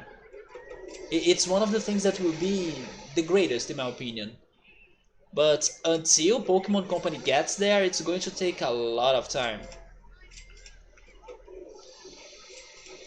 I'm still like mind blown that they're going to release Pokemon Legend Arceus 3 months after the remakes. I'm already feeling it's going to be disappointing. Like that game is going to be incomplete. It's going to be short. Ferris Bueller's Day Off has broken down. Yeah, Ferris, you gotta not get caught. Don't get caught, man, and go live your day. I miss watching that movie so much. And I love that I watched Ferris Bueller's Day Off, I watched The Breakfast Club, and then I watched Career Opportunities. Those three movies are by the same director, John Hughes. And after I watched those three, being Career Opportunities the last one I watched, I felt like I connect the dots like between all of those movies by the same director because they all feel like the same thing or they all talk about the same thing but differently. So I felt super great after watching Career Opportunities because I was like, holy shit, this is just like the other two, but in another take, you know. And yeah, I love when I have that feeling of watching things that go around the same topic but in different ways. It happened recently as well with Akira, Ghost in the Shell, and the movie called The Skin That I Live In. They all were about identity and being yourself or like what you are and what people think you are and stuff. They were all crazy in their own ways, and some of them I even didn't like that much as what I was expecting. Like Akira and Ghost in the Shell. Akira was a crazy trip that I was not ready for, and I was not a fan of that movie that much. But not saying that it was not worth watching. It was worth watching to know like, at least like what it was about. Ghost in the Shell was is low at start, but it felt better by the end. It got way better by the end actually. And the skin that I live in was a bit disappointing in the beginning, and then I was like, "Are you going to get disturbing? Are you going to get disturbing?" And then it got disturbing. So, yeah, those three things had its problems, but after I finished watching them three, I was like, "Holy shit! I just binged a bunch of things that are about the same thing or about the same topic, and that's fantastic. It feels like super rewarding." It doesn't take too long for you to reach a transportation service to like go from Johto to Hoenn. Oh, that's even greater. You can like stop a journey in a region in the middle and then start another one. That makes it even more interesting. It still has the same base games. Oh, Summer has played Pokemon Revolution Online, and you can only start in Kanto. Yeah, Poke MMO, I have heard of it before. We are the safest park in the country, even with a single guard. Oh, now we are finally getting some money, but I will still save it for the log flume. And we're also starting year 2, and we need to double our guests right there. We need 1,600 guests.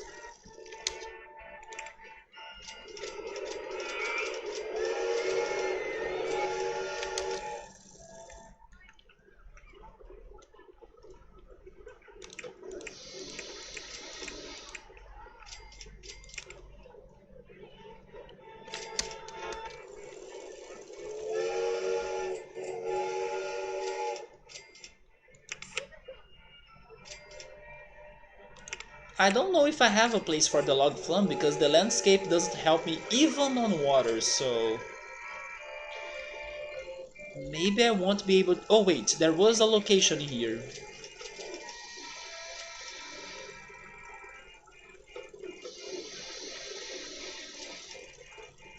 At least I could see the price. Normally when they show me the price it means that I can build it, but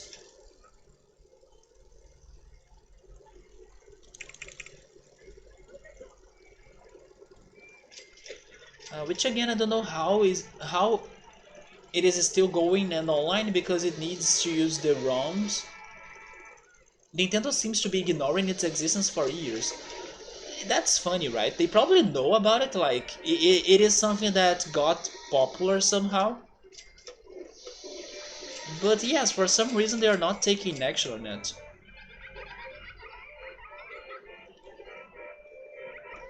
And then other things that got way less attention, they took it down.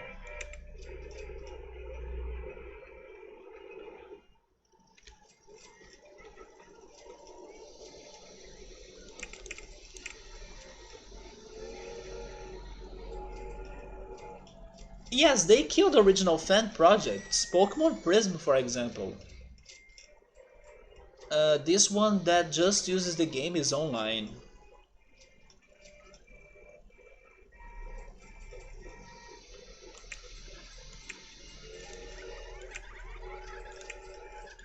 Maybe one of these days they will still take it down, man. I wouldn't be surprised. The log flume is not really fitting anywhere, so maybe I need to give up on this. They gave me the river ride.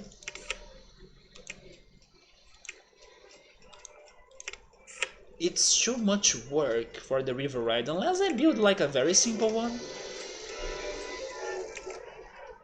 Maybe I should go for a very simple one. I can also see it being very profitable, so let's make a very simple river ride.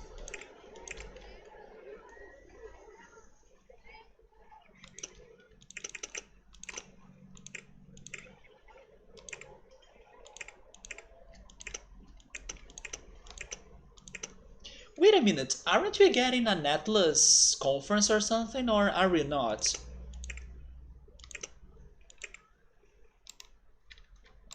Do you guys know if Atlas will say something about their games on this E3? Because I was here trying to think like which games would I love to see being announced or something. And then I remembered of the Persona games. And then I'm like, man, Persona games still need to come to Steam or to PC and also to Nintendo Switch. So I was wondering, could I have hopes on that?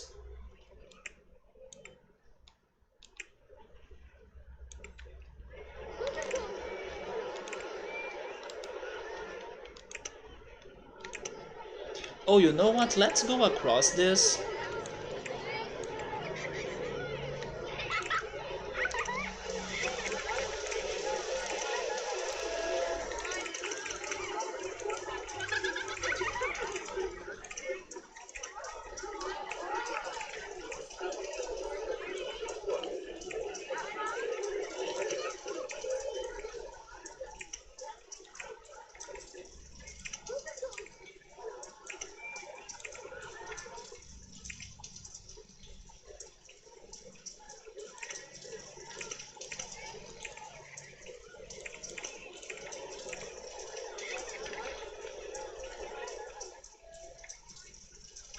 Oh, is it going to block the station for the boat hire? It doesn't? What? Why are they allowing me to build it?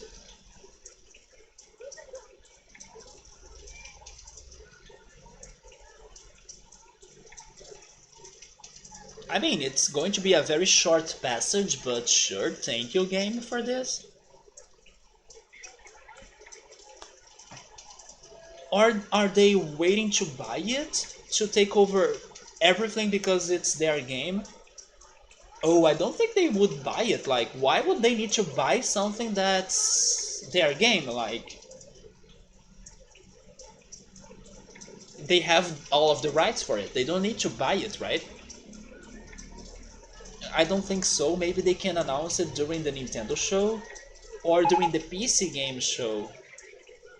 I will see then because I was now remembering Atlas and then I was like, man, I wanna hear news about their games. Maybe they have something new about Persona, right? They probably will say something about the Shin Megami Tensei for the Switch or the Devil Survivor remastered game they are working on. But who knows, maybe they drop a bomb like Persona 3 for Steam and then I'm down for it. That's going to break the internet.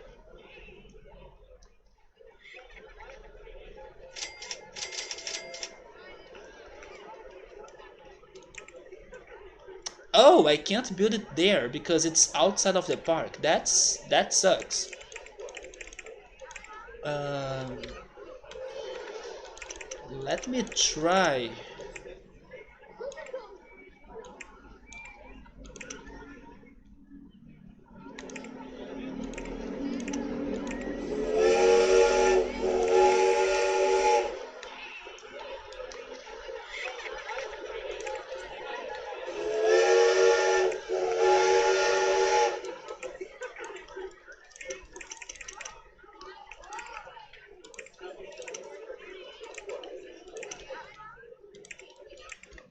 Yeah, this is not looking good. Wait, what if my station is there instead? Like,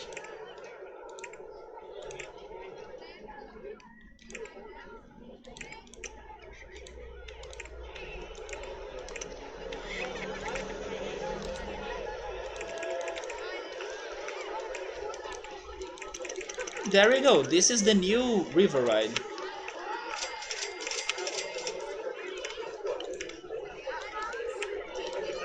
It is actually bigger than what I was planning at first, but sure.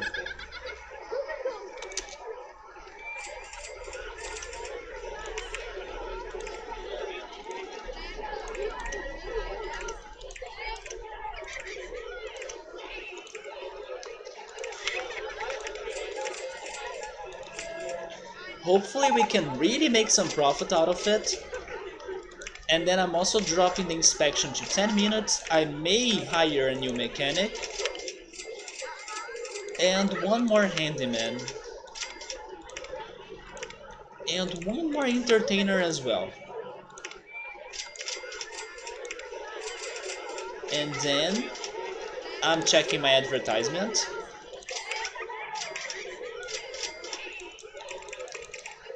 There we go. Okay, I do like it. It's simple, but it looks okay. How many MMO of Pokemon are still working? Maybe 4? Maybe 3 to 4? Maybe Nintendo rights over Pokemon don't take into account MMOs? Could that be a thing? Like, it doesn't make sense to me. But is there any other example of that being a thing? As long as it's like their product or like their, franchise, their monsters they created, I think it still works. Or at least on my mind.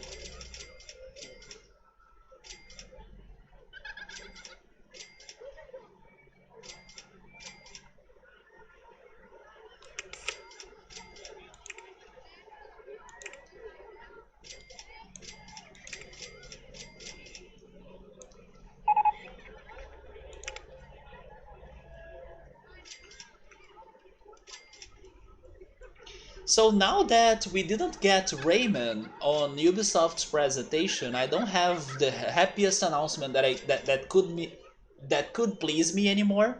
Because I was hoping for Rayman, and then I thought that if I finally could see a new Rayman game, I would be like super happy. But that's not happening this year anymore. Rip.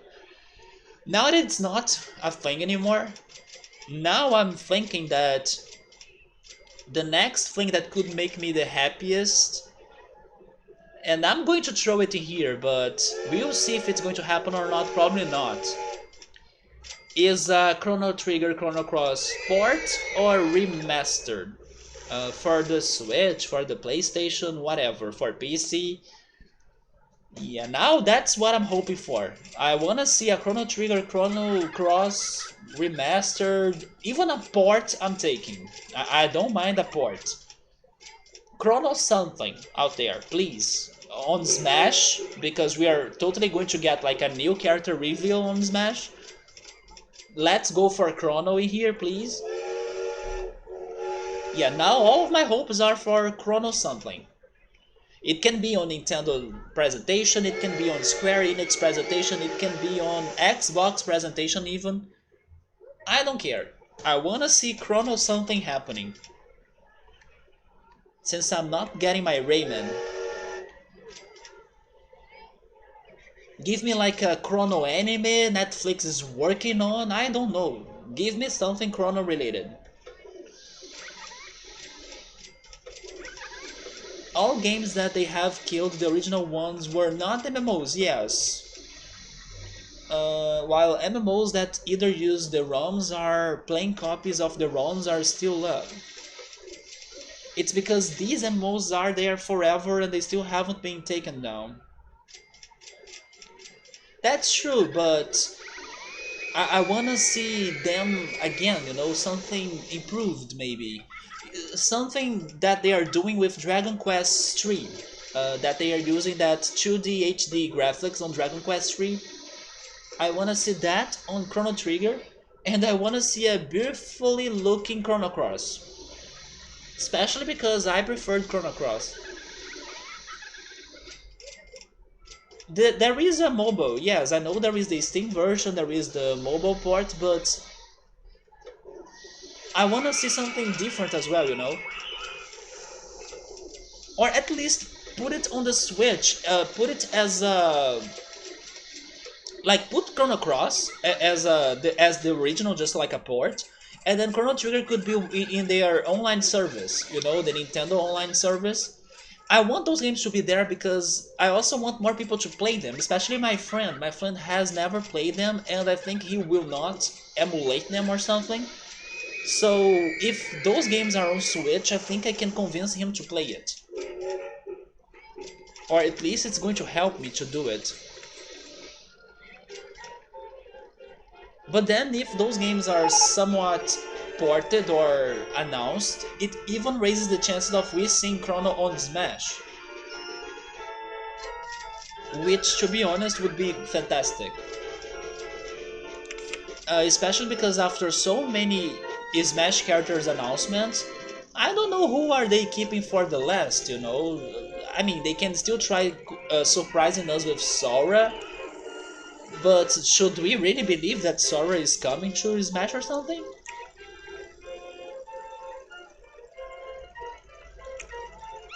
Would Nintendo and Sakurai be able to convince Disney to enter Smash like that? And then like Goofy is a assist trophy, Donald is a spirit. They won't touch Trigger again, you think? Okay, yeah, like just port it like ever, or like forever, but put it on Switch on their online service, and then do something with Chrono Cross, because Chrono Cross, as far as I'm aware, hasn't been changed since the original, has it? If it is freaking Chrono, I don't mind it. I really don't mind it. The thing about sword characters, it doesn't bug me that much. What bugs me is if it is another Fire Emblem sword character, then I'm going to be pissed. But being another sword character, I'm okay. Depending on the franchise, for example, if it is Isaac from Golden Sun, I'm down for that because it's a different one. It's going to give us a fresh air, even if it is still another sword character. But it can't be Isaac anymore, right? Isaac was a trophy.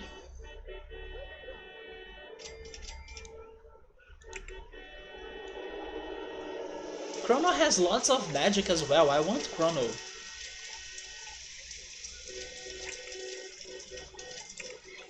I want to see the trailer, like the announcement of Chrono. Imagine that. They have Hero, they have Cloud in there,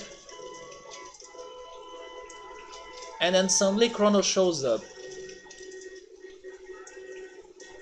And then the music, dude, the music starts playing. And then I also want to see people going crazy on the internet, like the reactions of people to the trailer. That's what I want to see. I I'm very excited, or like maybe not. That's not the word. I'm very hopeful. I'm going to be freaking surprised on Nintendo's presentation because I don't have exactly clear ideas on my mind of like what would they be showing to us. So that mystery is good, you know. It's like holy shit, anything can happen, or at least that's what I'm hoping for. Or they could be more predictable and start showing us what they have been working since forever, like Bayonetta 3 or Metroid Prime 4 or the new Donkey Kong rumor they are talking about. It is something more predictable, but then people will be happy to finally see how's the working looking like. But what I'm really hoping is like four things nobody has been waiting for, or like let's resurrect those freaking old games that people have forgotten and then show them again, you know, with a new take on them, just like what happened with um, Metal Slug days ago. And last weekend I was talking about this, and I gave the example of Flight Simulator as well. I love to see. Imagine if they do something. Oh my god! If they do something around the lines of Wii Sports Resorts, count me in. I'm down. I want to play bowling on Switch and I don't know, tennis as well. That's what I want to see. Like very fun and simple games, and maybe things that are nostalgic, like Wii Sports. For those that were fans of freaking um, Metal Slug as well, they are happy now. So you know, I want to see that happening. Things that are, I don't know, forgotten but not dead. And then Chrono as well. Chrono has been, in my opinion at least, it's been kind of left behind. It's always Final Fantasy, Final Fantasy, Final Fantasy, and then now Secret of Mana, Mana na na na. Show them, change the names a little bit, right? Xenoblade as well, like every year has a new Xenoblade something. Speaking of which, Monolith Soft has been working on a secret project, so maybe they're going to release that title, a new IP, in a few days as well.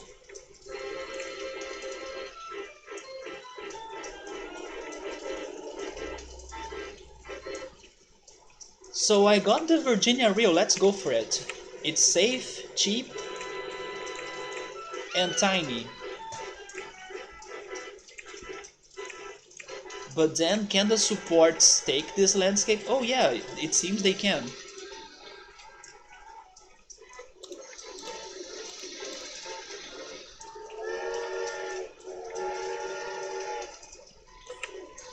So are you guys excited for Capcom's conference? Because I will be honest, I'm not that excited for it. Because they are going to talk about things we already know, aren't they? The Great Ace Attorney, Resident Evil 8. Can I expect some sort of surprise out of that?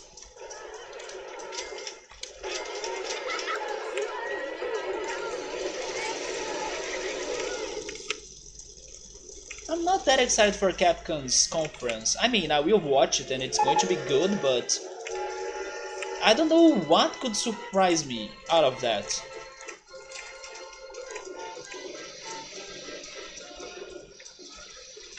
I'm more hyped for Square Enix presentation.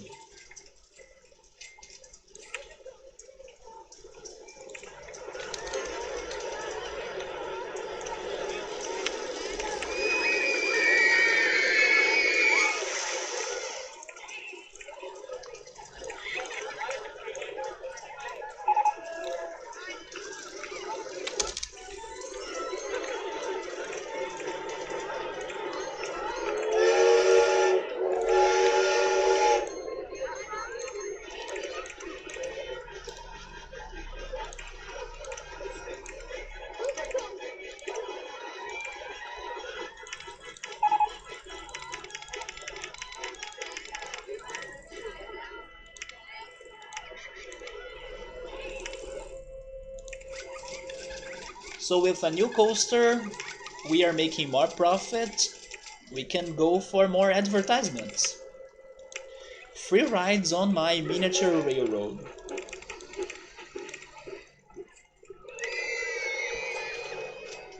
Summer is saying that if there is a square,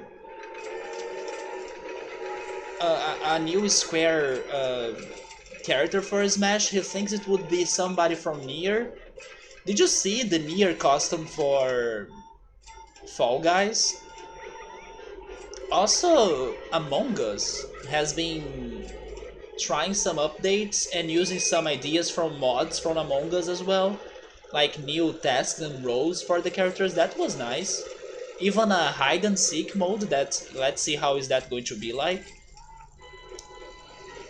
I would love to see Lara Croft. Yes, I think that she deserved a spot in Smash Brothers. Oh yes, Capcom could announce a new Dino Crisis, right? Some people were theorizing about that on previous E3s. I would like that. It's not my game, but I could give it a shot even. I could try watching somebody playing it and see what's the story really about. Even if it's not as crazy as Resident Evil stories, as people say it has the same lines of Resident Evil and stuff, I could give it a shot. Also, let me save the game, as we are reaching like mid part of this level.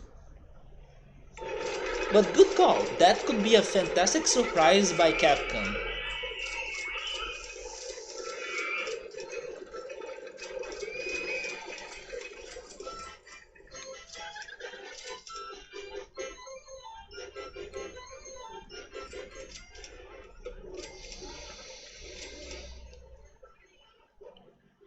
You know something else that I also haven't played but I would like to see? Mega Man Battle Network. That franchise is kinda dead right now. And I remember hearing people saying great things about it, so Capcom, why don't you resurrect it, you know? I would feel more curious to try it because little by little I think about it or I think about trying that.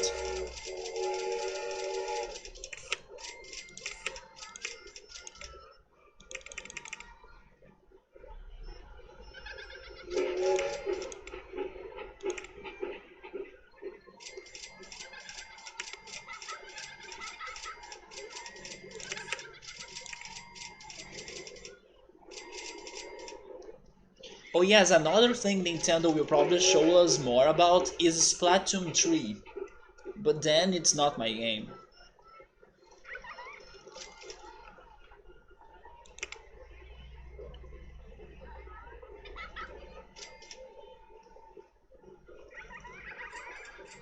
Mega Man has so many different franchises. Well, they have Mega Man X, then they have the original Mega Man as well, Mega Man Battle Network, Mega Man Soccer. What else am I forgetting?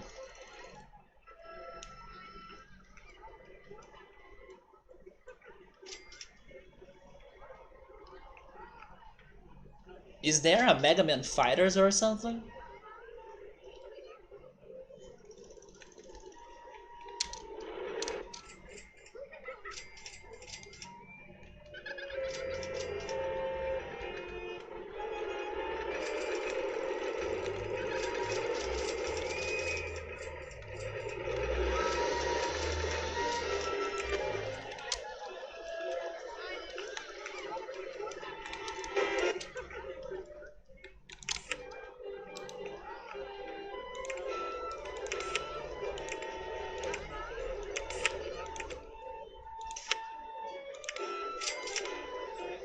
Mega Man 64. Oh yeah, that game was different, right?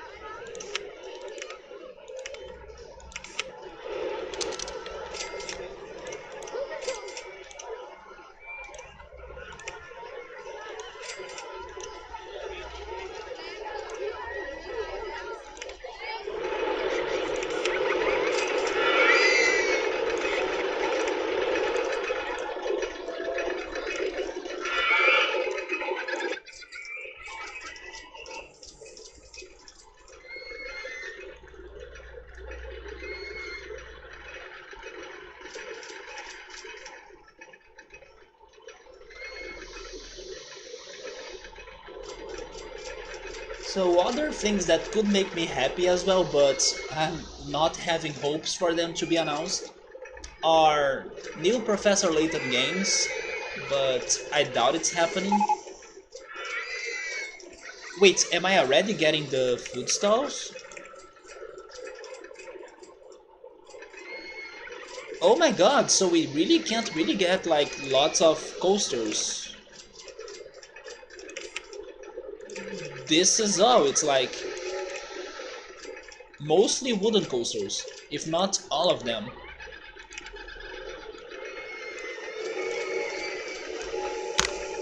But it's okay, I was able to build some of cheap coasters that may be able to do the job. Even without the steel coasters.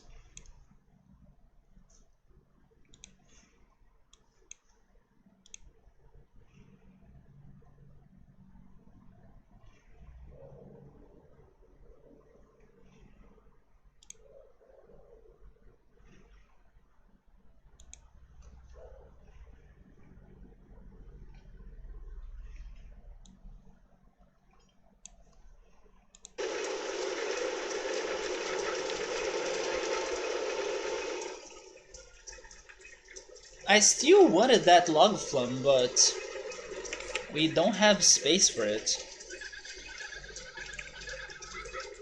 Well, since they gave me the ice cream stall, I'm going to build it.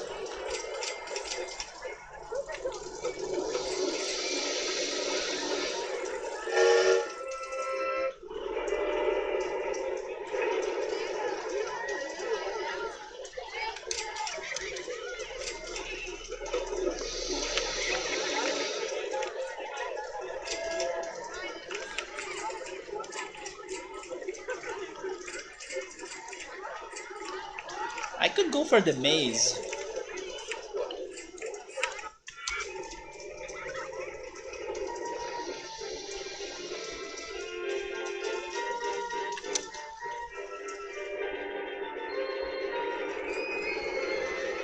Let's make a maze on the water, shall we?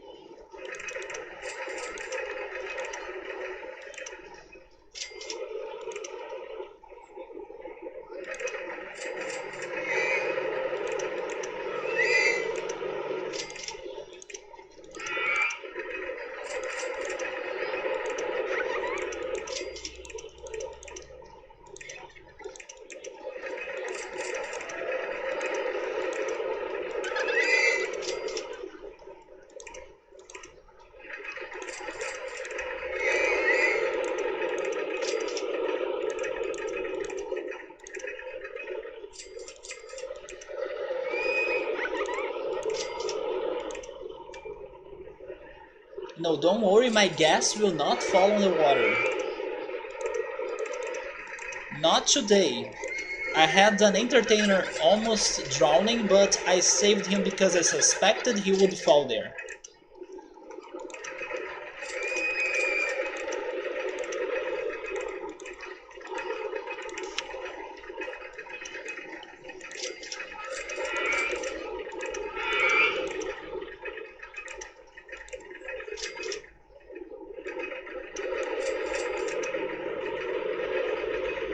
I'm trying to shape this as a fish, but I think I will fail.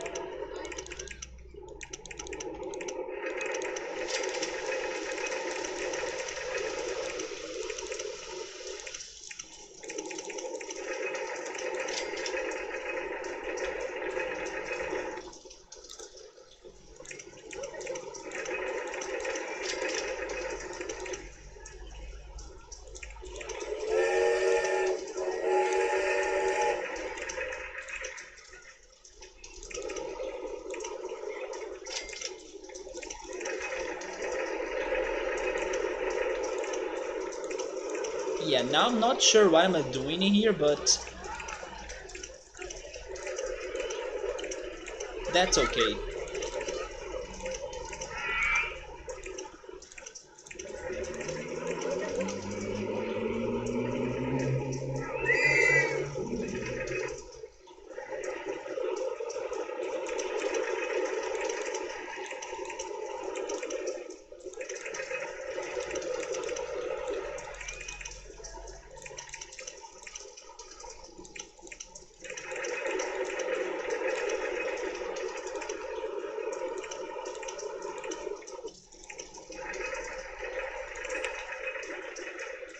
It looks a little bit like a fish, but not a lot.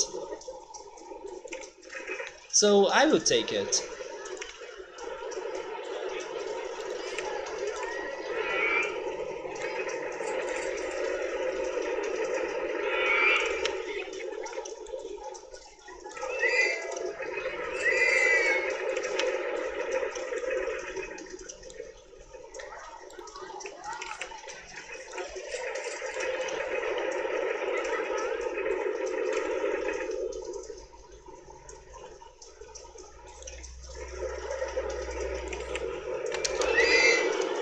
Oh, it's an impossible maze! Look at that! Okay, now it's doable. Yeah, keeping it as an impossible maze would be too evil.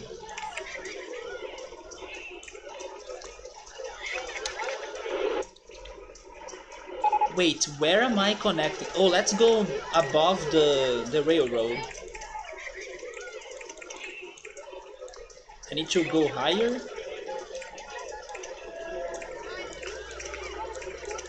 There we go.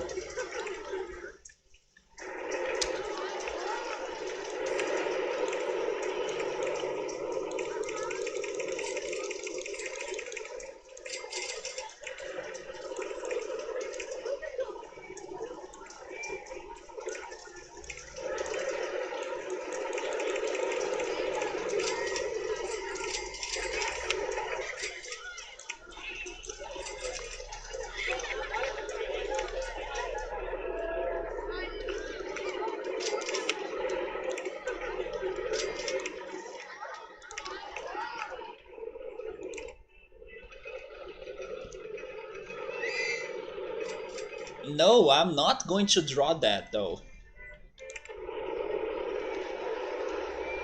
It looks like Mario jumping or something. Oh yes, if you flip it a little bit, yes, I can see it. Those are like his feet.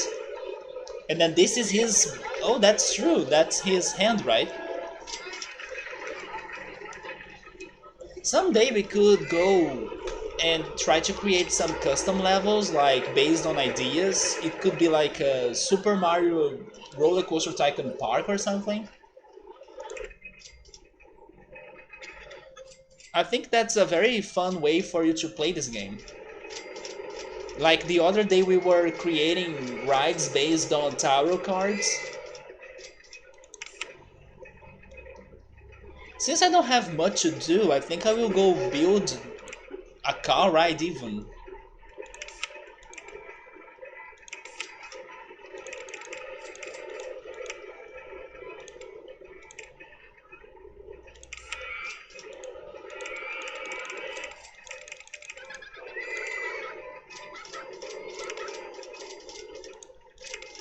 We kinda never do it, so let's build one.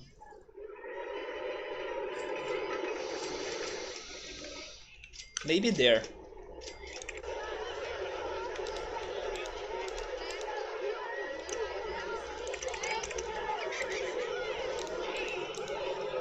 Wait, there we go.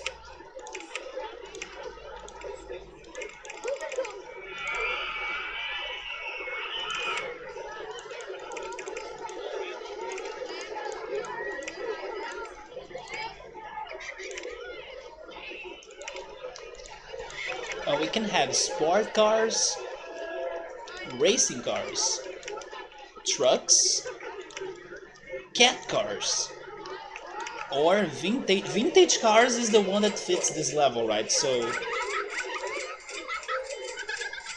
we are only missing going above a tree, so it's like the Woody Woodpecker show. I have vague memories of that reference now. Do you remember more about the episode? That sounds a little bit familiar. Like it's like a normal road, isn't it? Then it goes because it's like forbidden for them to. Oh yes, I remember the episode now. They were trying to take down his tree that was his house, but he always fools the people, and then they never can take down his tree because they were building a road, right? Like an avenue or something, and then or a highway actually. That's the word, a highway. And then because the Woody Woodpecker was always finding a way for them to not complete their project. They go above history. I do remember that now, man. Subaru, you gave me flashbacks now. That's true, it was his show.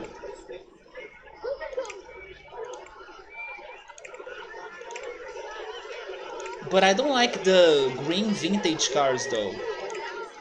Give me... No, white cars are also not looking good. Maybe black cars? Black cars. Yes, I just remember that episode.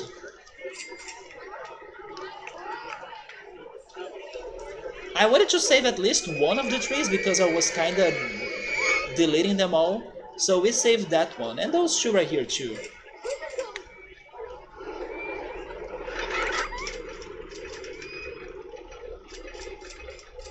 But yeah, now the park is kinda going well. I can also go for this one advertisement. And then I will start paying my low one. But regarding building things, I don't have much to build anymore. Although I would like to have this. Do you want to pick the color suburb for the balloons? I went for gray umbrellas because I think that I never chose that color before.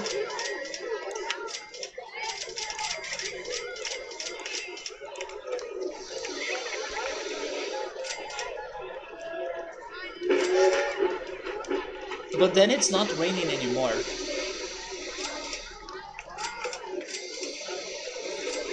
And we're getting to 1,300 guests. Then we'll be missing only 300 guests. So my strategy from the beginning of this level really worked.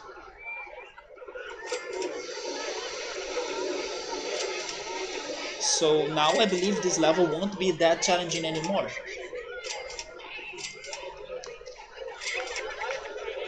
Unless one of my coasters crash. But then I don't think that's happening. You want red? Okay. Do you wanna like the regular red or any other variation of red we have here? Like guava paste red? Or maybe salmon? Or blood red, like Resident Evil 8 blood red? I will leave it as normal red. But if you wanna change it, then let me know.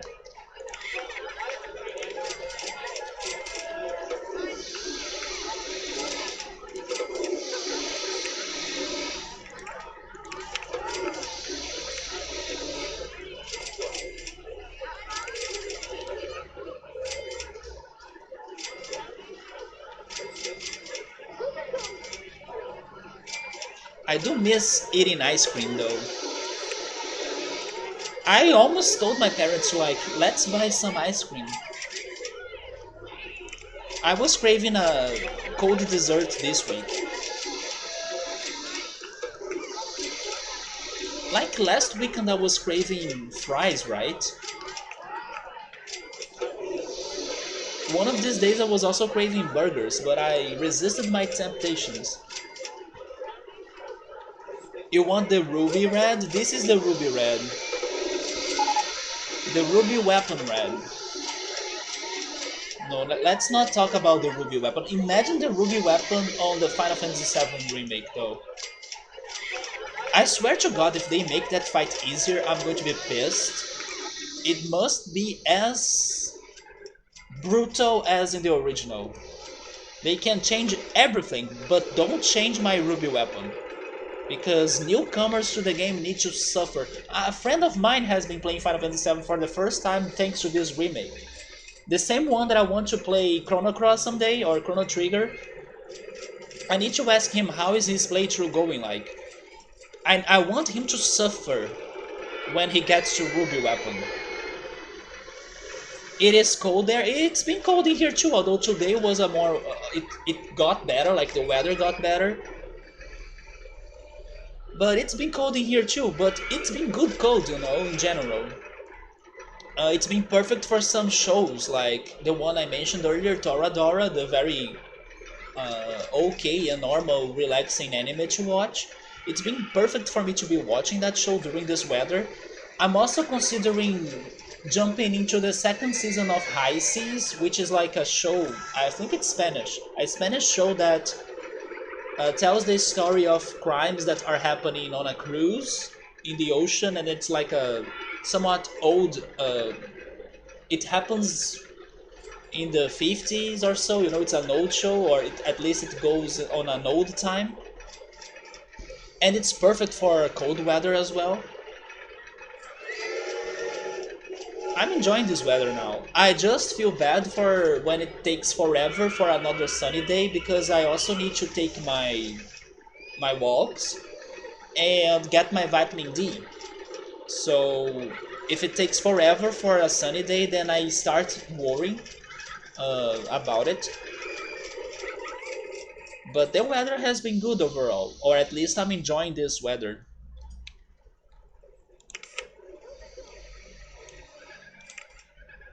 But this weather makes me wanna binge shows, it makes me wanna eat some things.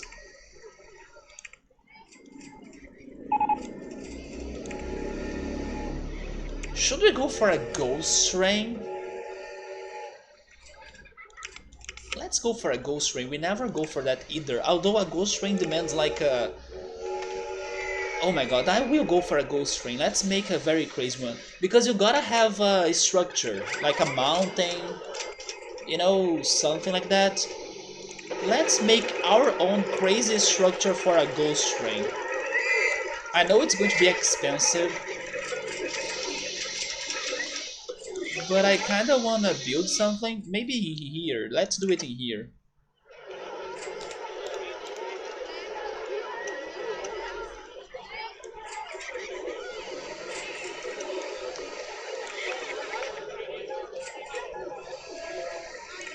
Okay, I will be able to see my gray umbrellas now.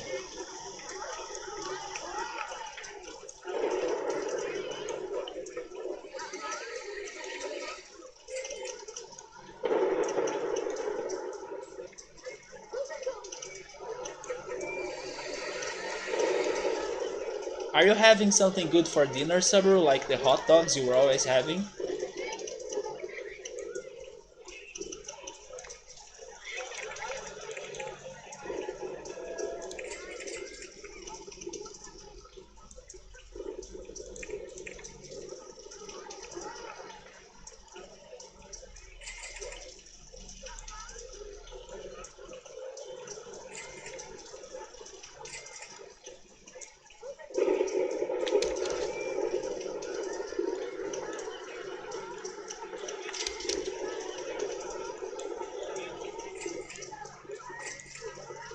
I can't believe I'm being creative on a level like this,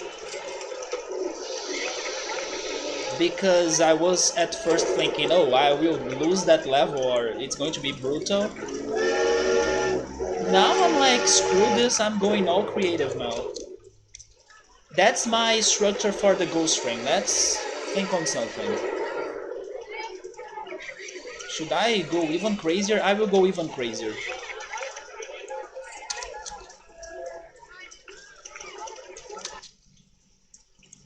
What about this now? It looks good, right? It looks like a palace or something. The game will not let you... Wait, what do you mean by that? What is a supex on the train? I'm not sure what's a supex. Oh, you had some sausage sandwich with, oh my god, with some potato chips. Man, I miss buying potato chips. The ones you were talking about. Because yes, they add that crunchiness to the sandwiches. I have been eating lots of sandwiches for dinner with like ham and cheese and mayo and ketchup and mustard and lettuce and arugula. And sometimes cherry tomatoes. Those have been my sandwiches for dinner. If I had the potato chips you're talking about, they would be perfect.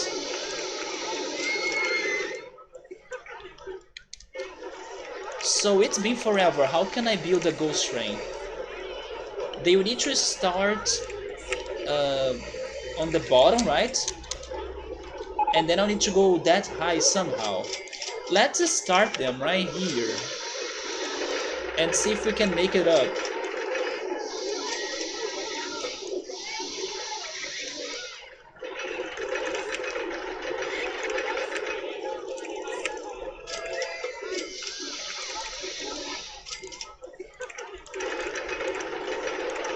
That's the station, then let's start building it up.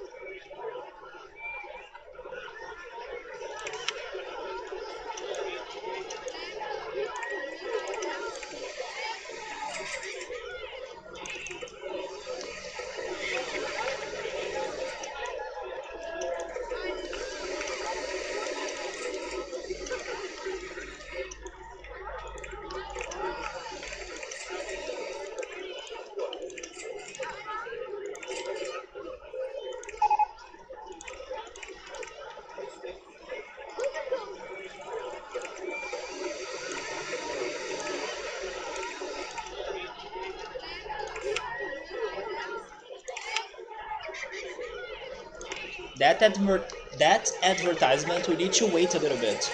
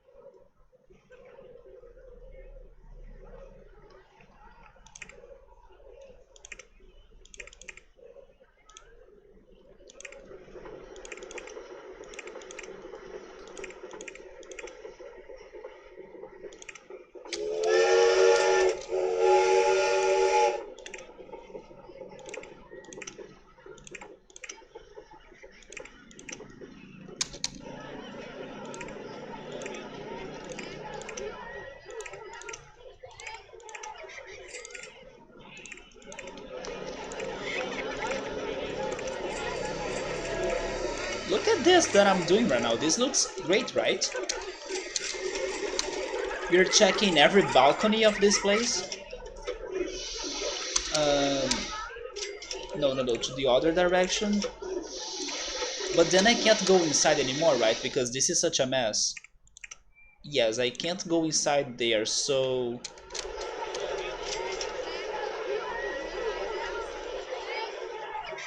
Let's go outside?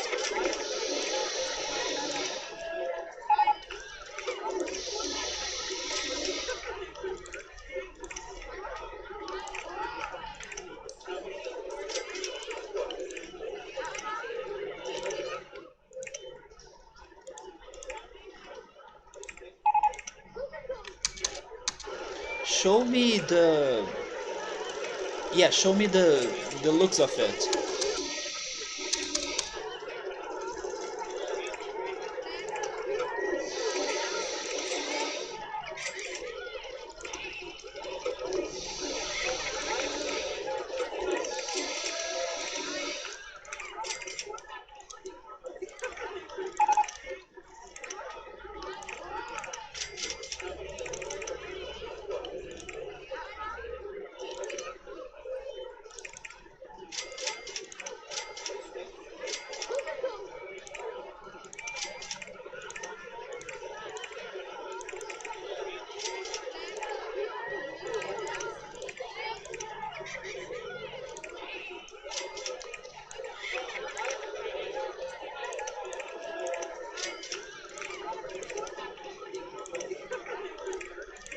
We made to the top. Could this explode? I hope it doesn't explode.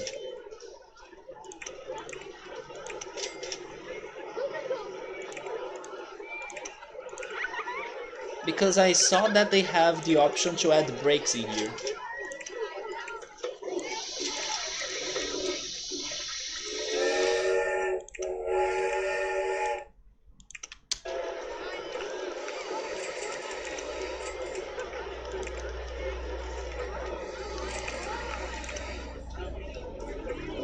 How am I going down now?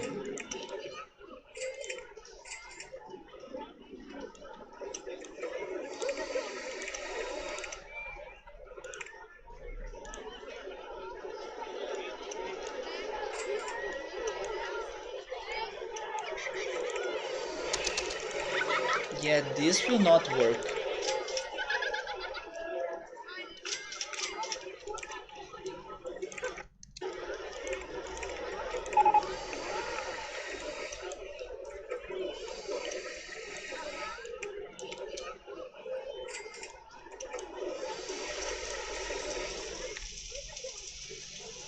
How am I leaving this?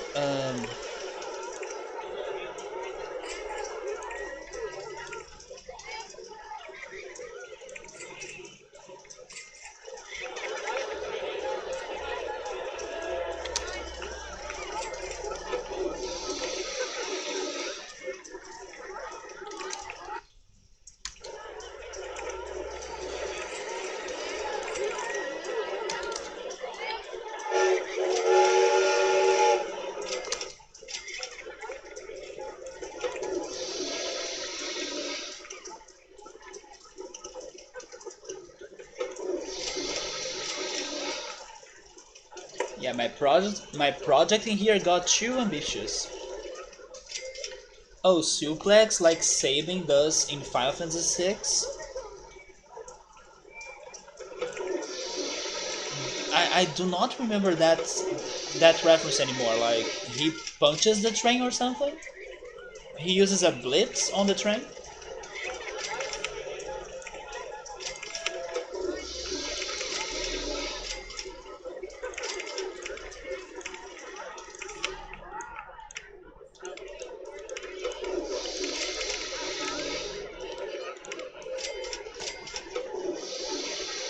Yeah, this ghost train is now very convoluted. Let's change it. I got to the top, but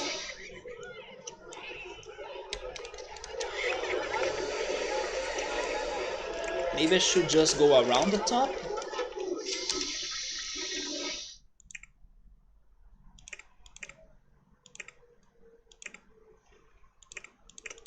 Like, but then I get stuck right there, right?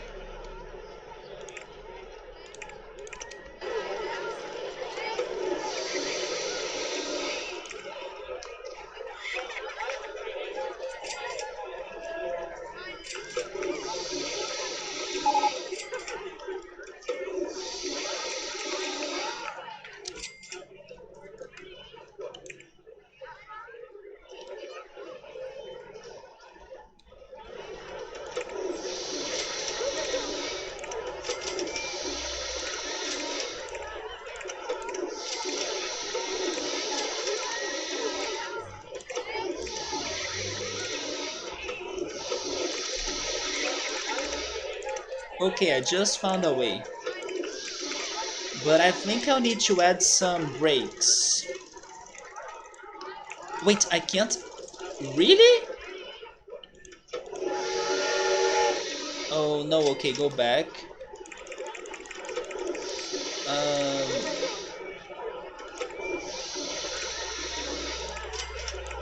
maybe if it's at 15 of height?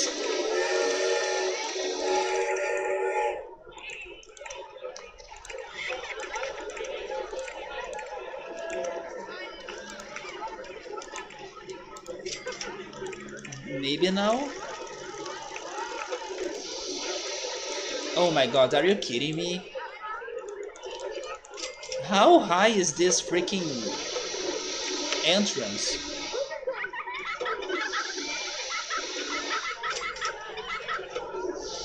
In the suplex move, you kinda raise the opponent and you fall with him.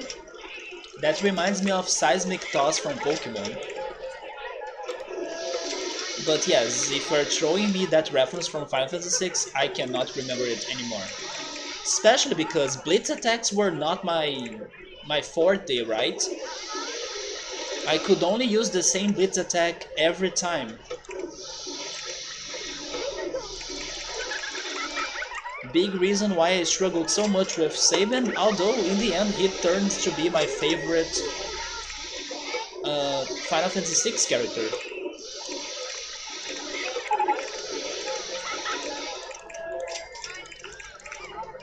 Oh, maybe I need more mechanics now?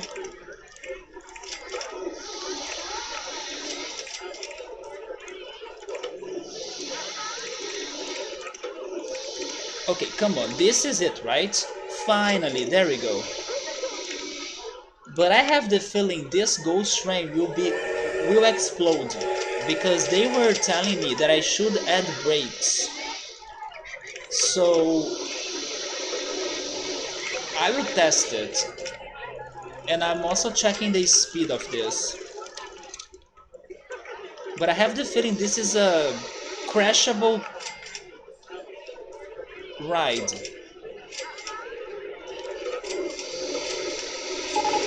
You see? This is BS.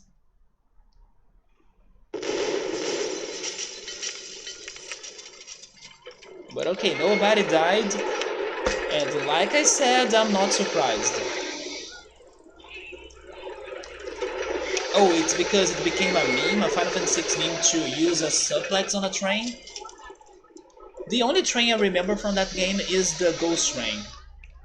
But I don't remember him using that against the Ghost Train. Was the Ghost Train a boss in the end?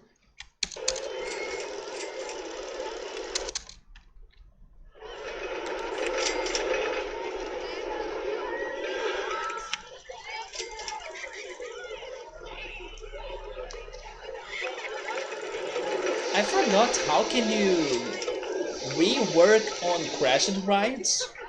There was a way for you to do that, but I forgot how is it done.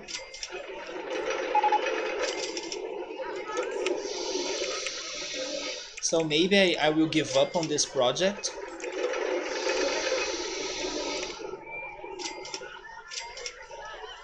But I hate that I need to be adding the brakes, like it's going to be so bad.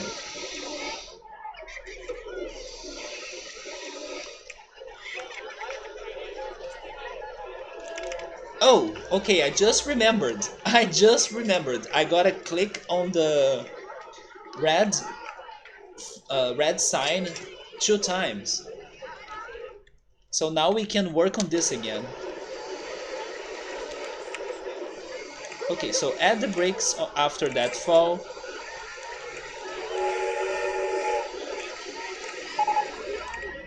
Keep it very slow. Yeah, you remember that too, Summer? Yeah, that's how you do it. So we have the brakes in there, it's going to fall there too, but is it slow enough?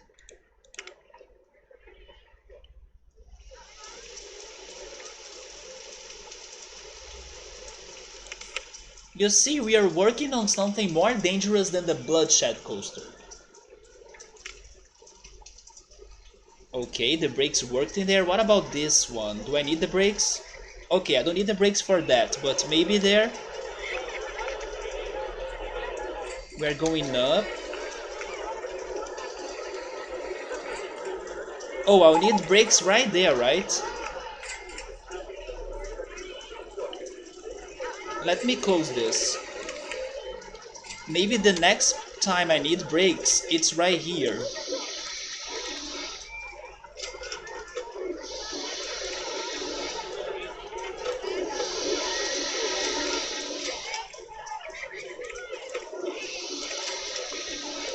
But then this changes everything.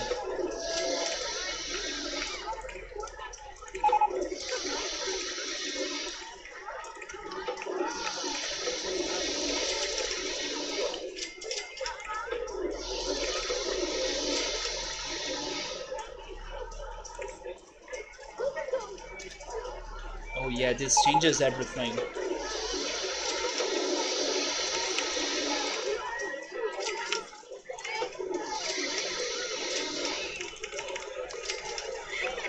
It was a boss, and it depends if the player uses suplex. It has many enemies, and the game doesn't allow you to use suplex, but for some reason you can use suplex against the ghost train. That's funny. In Super Mario RPG, there is a situation that goes just like that. There are two bosses in the game that you can use a special from Gino,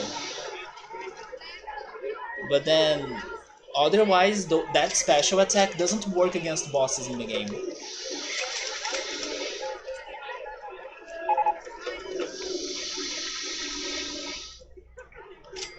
How am I changing this now?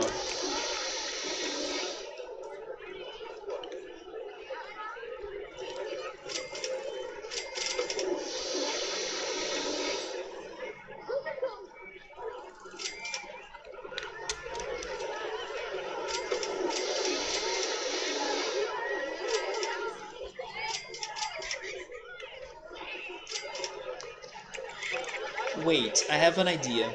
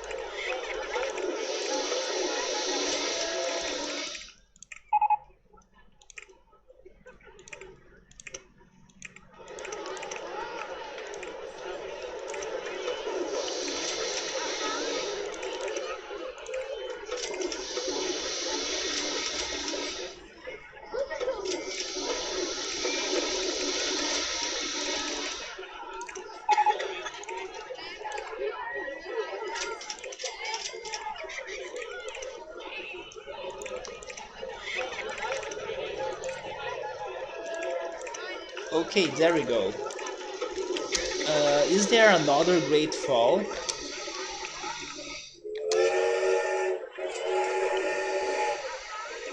Can you see another great fall in here? I can't.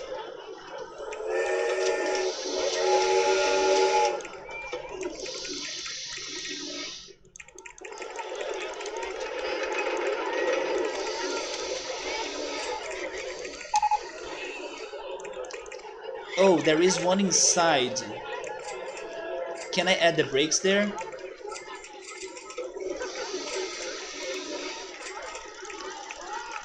But now it's so hard to see what the heck is going on inside of this. Oh, I'm going to leave it right there?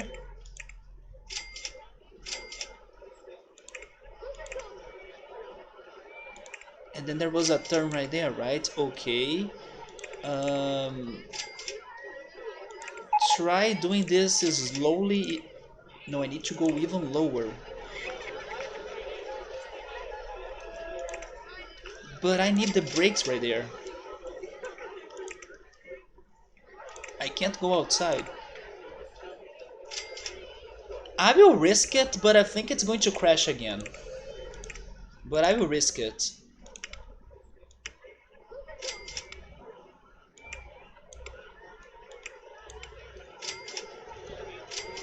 If it doesn't crash, then we are good, but it is going to crash again right there on that turn. That's a big fall.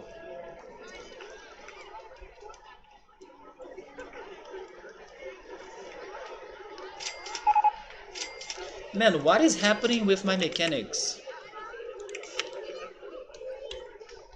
They're all busy.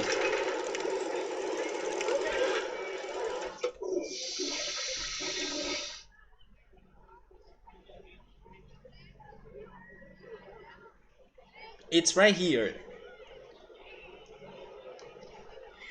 Oh, it didn't crash.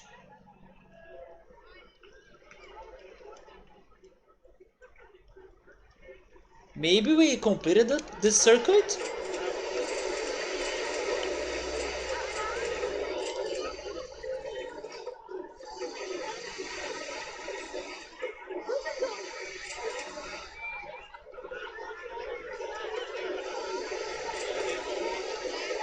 Never mind, it's still going up, right? So it's still on the safe parts. Yeah, it is still going to crash.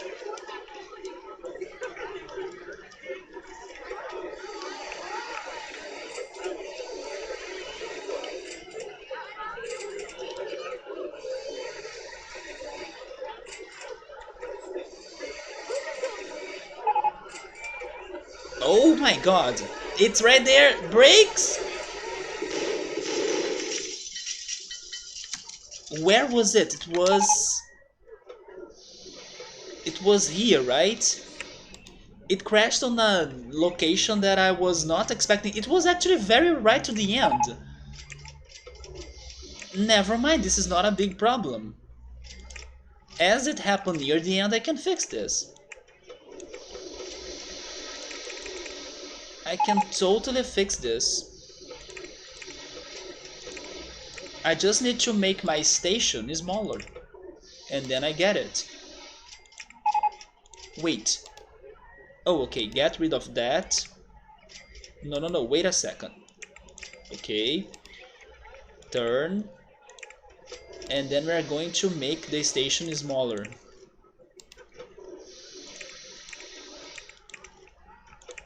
There we go. What about this now? I think now we have this circuit completed. Surprisingly, it made the turns that I thought that would be dangerous. It did them quite well. But then, yes, I kinda missed this big drop on the end. But there we go. This is going to be one of the very few ghost rides or ghost trains we have built on this entire playthrough.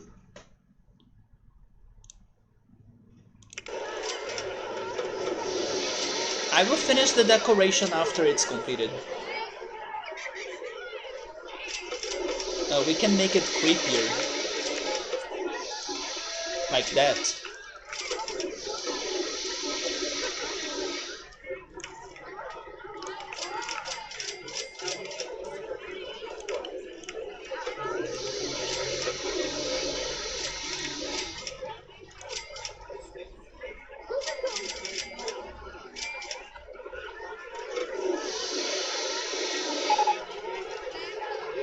Why did it explode 2 times? The second one was on this drop right here. I was missing those brakes. For some reason this ride doesn't have brakes, or like the train goes off cart, or actually sorry, it goes off ride or off tracks. It is not like a regular coaster. Or not even like the car ride we built earlier, you know. The car ride is super safe because it controls the speed of the train when it's going down. This ride doesn't do it, so it does get super fast and then nothing stops it. So if it goes extra fast, it flies off the train. But now, it's safe. But just in case, I'm going to give it inspections on every 10 minutes. And there we go, we actually completed it. Let me create the station paths now.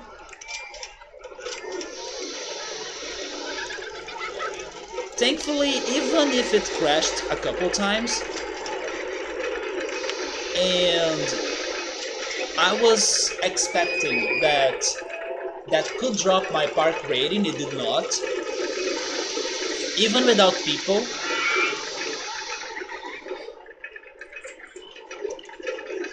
So we're good. Like, I was expecting it to drop my park rating, not too much, but at least a little bit. It did nothing to it.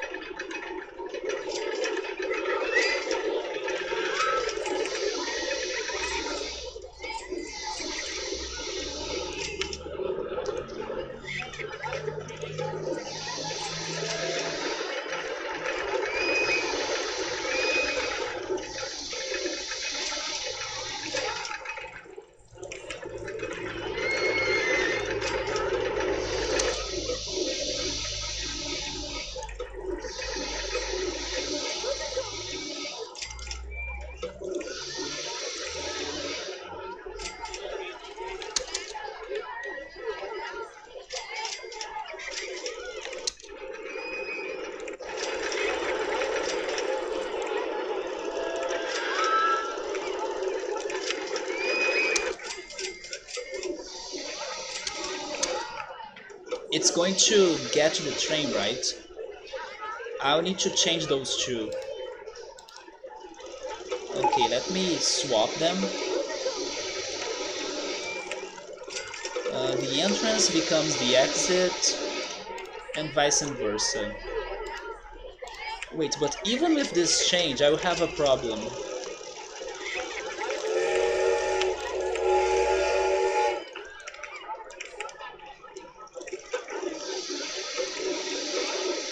Oh my god, this is not good.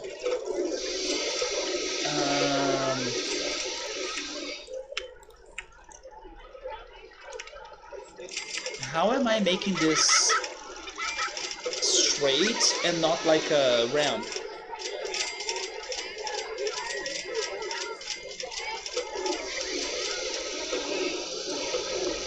Let's go to the sides.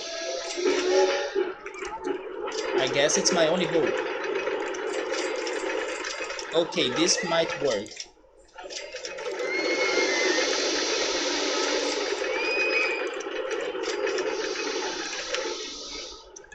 Okay, there we go, I found a way.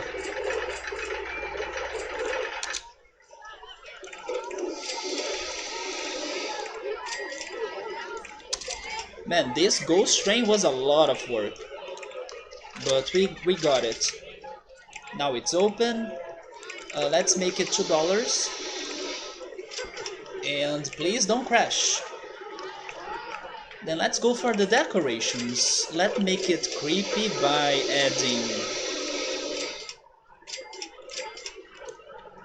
dirty soil.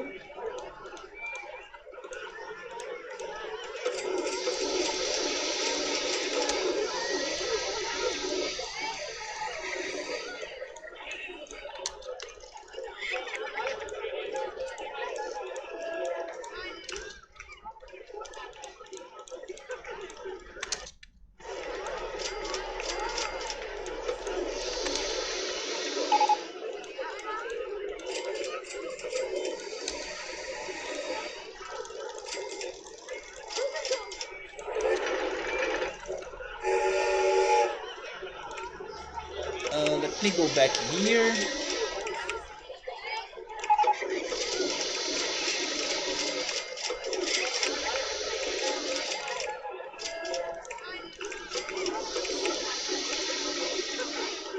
I'm going to promote my ghost train because this took me so much time and effort.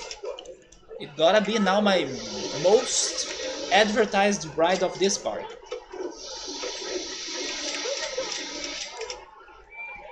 No, there were two explosions.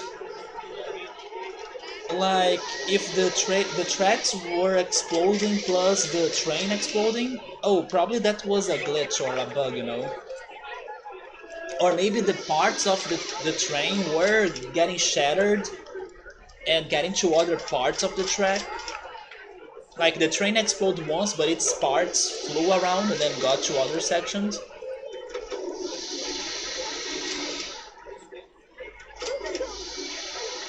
At least that's what I would guess. Would this be creepy? Maybe bricks? Or maybe this one?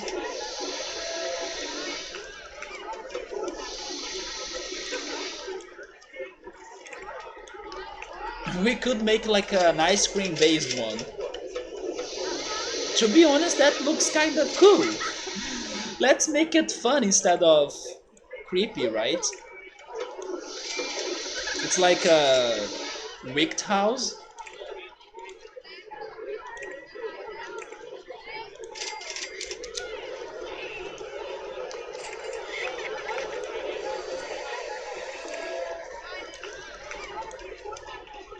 Okay, I like those colors. It's going to be a clown-themed ghost ride or ghost train.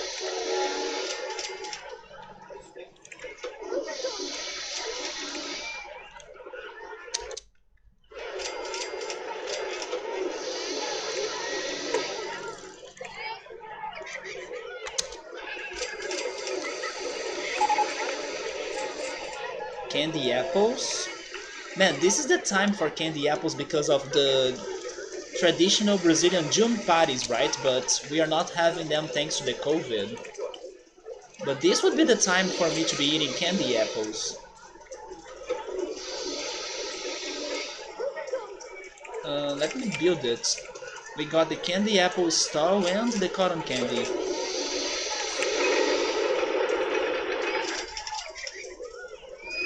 Put me to the entrance.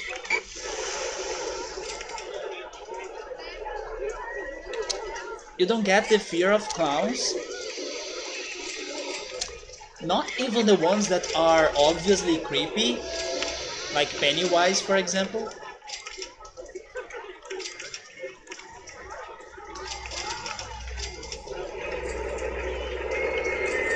Oh, I'll need to drop the prices of my rides.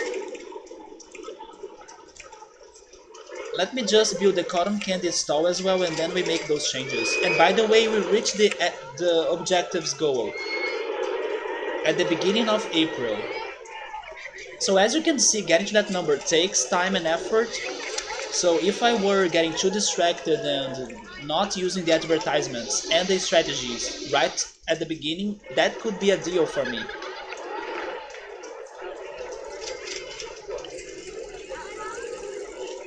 But still we accomplished it quite fast, so that was good.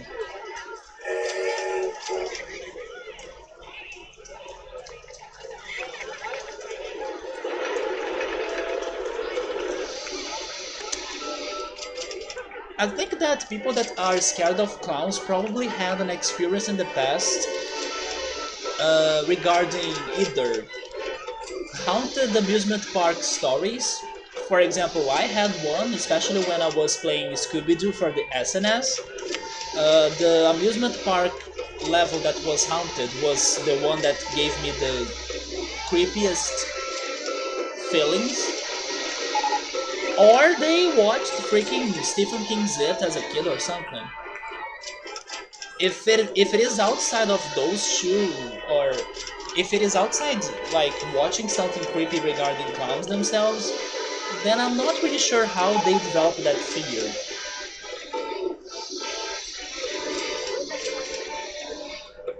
If it is outside of that, I'm not sure how people could start feeling scared of clowns like naturally,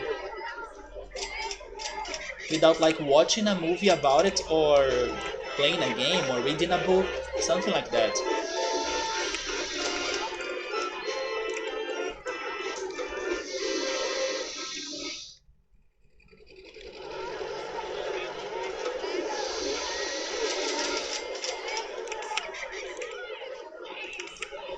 Now I kinda wanna get the scenery because I wanna finish the decoration of this. You are scared of possible things like stories about people invading your home? Lately I have been very scared of that. When I'm watching TV during late nights, for example, after the stream, I'm going downstairs, having my dinner and watching YouTube or maybe Netflix before going to bed. And I do that mostly downstairs. And it's all silent, all dark outside, and it's been kind of dangerous in my hometown lately. Remember the day that somebody got shot on the corner of my street? So we have been kind of feeling scared of the city during these days. But some people are scared of even like aliens or supernatural stuff. I am kind of scared of aliens. Not too much, but I understand they can frighten me at times. Like the idea or stories I can hear.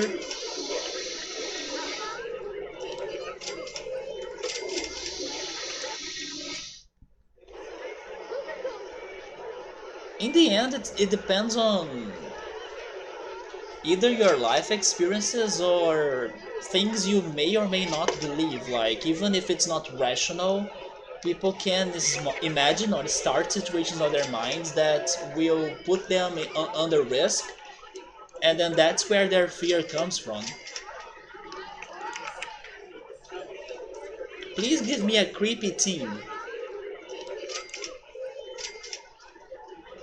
What else is there for me to make? Maybe another coaster? Oh yeah, there is this.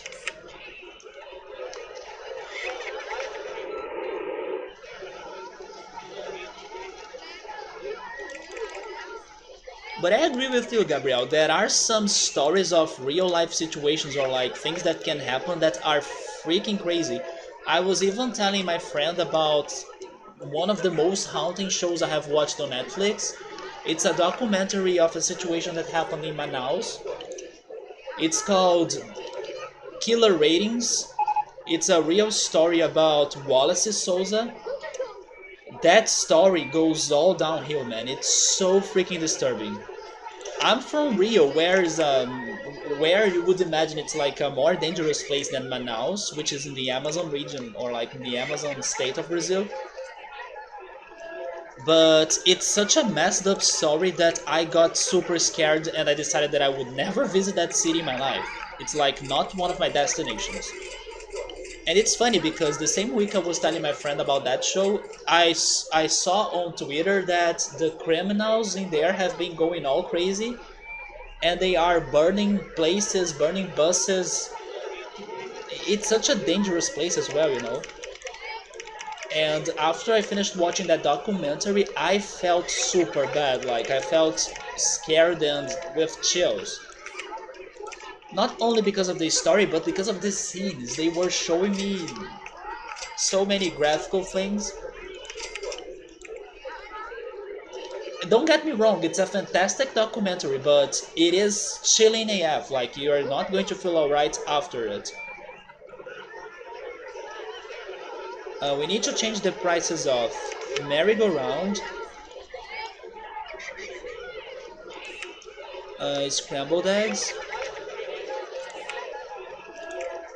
It's called Killer Ratings in English, but it's called Bandidos na TV in Portuguese. It's a very good documentary, but super messed up, like very messed up, and it only gets worse. The more you watch it, the worse it gets.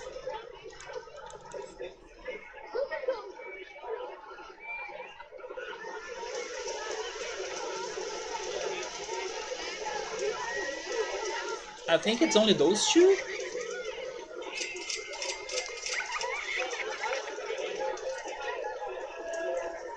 Oh, it's called Candy Floss? Look at that! I never knew that. Why is it not called cotton candy? Like, I'm not paying that much for cotton candy from Cotton Candy Stall. I never knew it was called Candy Floss. Look at this! RollerCoaster Tycoon after my entire life teaching me new English.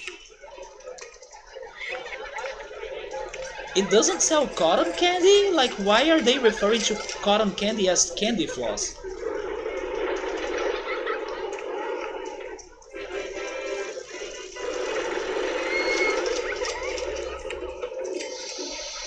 Yeah, it is cotton candy. But it seems that people can talk about it as candy floss too, and I never saw it. Man, RollerCoaster Tycoon surprising me after an entire life of this game. It's funny and weird that you live in a dangerous place and you're afraid of another dangerous place. Indeed! That's how I felt. Like, I can't believe I'm afraid of Manaus, which is supposedly less dangerous than Rio. But it's because on how messed up the story is in there, you know? I know in Rio it's also very messed up, maybe even worse. But it's because as you are learning about the reality in there, it kinda shocks you, you know? You're like, you're not expecting it to be this dangerous or to get to that level, and it is freaking crazy. Even if yours may be dangerous, it's the danger that you know. Maybe that's also another thing, like I know how to kind of fake protect me from the violence, even though I know it's not like a real thing. It's not like I can really protect myself from the violence. I do what I can, but it's never something 100%. But I see what you're saying. It's something that I kind of learned how to live with, right? So it doesn't scare me that much anymore. Even though sometimes there are situations and occasions where it's freaking scary, like the guy that was dead in here or killed in here. But it's about the shock of learning about other horrible stories and real lives out there that you were not imagining before. Take into account how they make cotton candy, the machines. Yeah, it is the thread, right? And then it looks like a candy floss or a sugary floss. It does make sense, it's just that I never read that word in my life on this game as well. Like, I'm like, what? Do they always refer as candy floss in here? And then it's not, you know? Now I'm curious to get to the RollerCoaster Tycoon 3 game and see if it refers to it as candy floss. But yeah, it does make sense, like the word. And by the way, I miss eating that. It's like one of those things that after you grow up, you never go back to it anymore. I miss Andy. I miss eating cotton candy. There we go.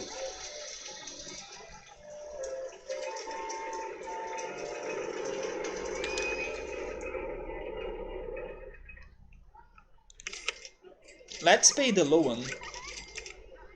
I don't have much more to do. Wait, Maze Chew? Oh, Maze Chew is the hound? No, it's... Wait a second, Maze Chew. It's not the ghost train. What are they talking about when they say Maze Chew? Anyway, I'm going to promote Maze Chew because I don't even know what is it. What is it? So even the owner of this park doesn't know about it, so people need to know it right away, right? We need to like advertise it so people get aware of it, including myself. What is Maze 2? Maze 1 is closed? Wait, what?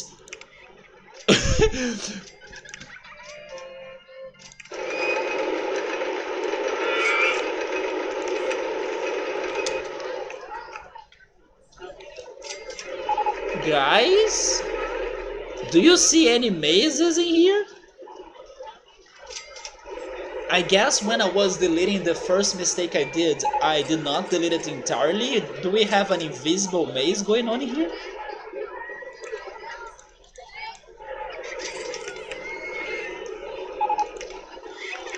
I think we do. And then the real maze is maze 2. Yes. Thank you. Sorry, ghosts and spirits that were getting lost in that maze for, you know, invisible people. But I can't have that going on because if you want to get scared out of supernatural things, go to my ghost train, not to the invisible maze. Oh, they gave me the mind teaming objects. But I need to go for my advertisements because I'm losing some people. Also, let's promote the cotton candies, since we learned its real name. The candy floss. There we go. And then advertise the park, or actually the ride. Let's advertise my roller coaster. There we go. And then now I need to check the mind teaming. This is not too scary unless I decide to create Resident Evil 8 Village on RollerCoaster Tycoon. I could try doing that someday.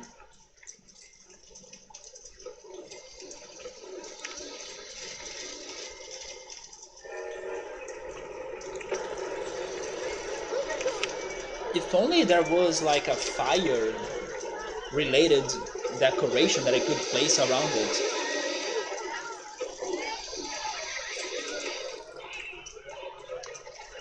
Should we go for flowers maybe?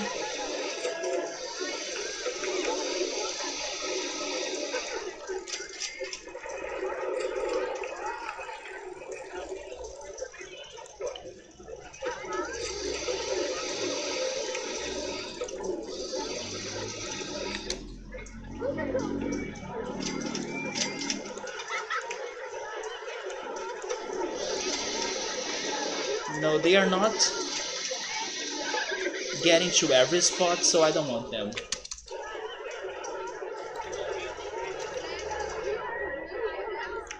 Let me save the game again.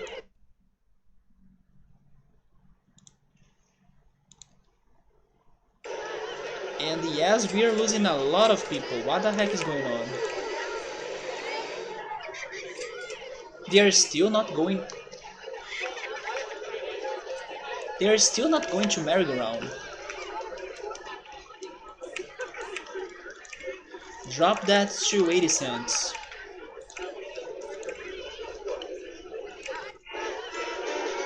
Do you mean gravestones? I need to get the creepy decoration. They have the gravestones.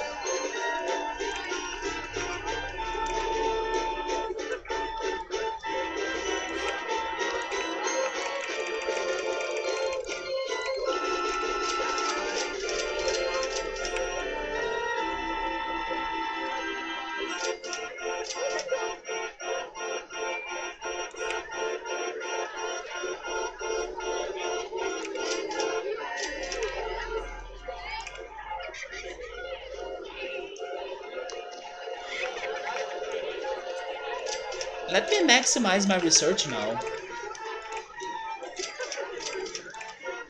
Yeah, the gravestones. Now I think we're good with money, although we need to be careful because the deadline is coming up and at this second I don't have the gas I need.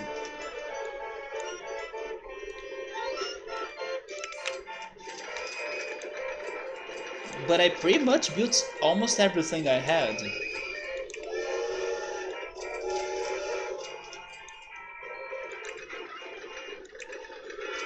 Not all of the coasters though, but...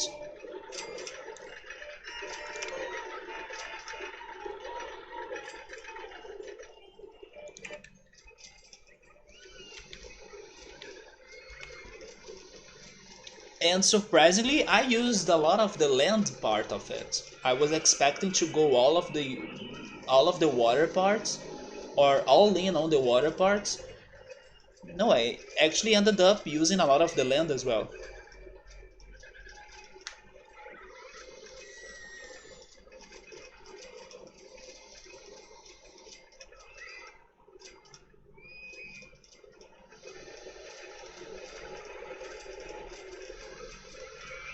You guys were not checking the last E3 conferences of the day, were you? I forgot who were they, but there were a couple things happening while I have been streaming. Probably nothing big, but I wonder if there were any sort of surprises.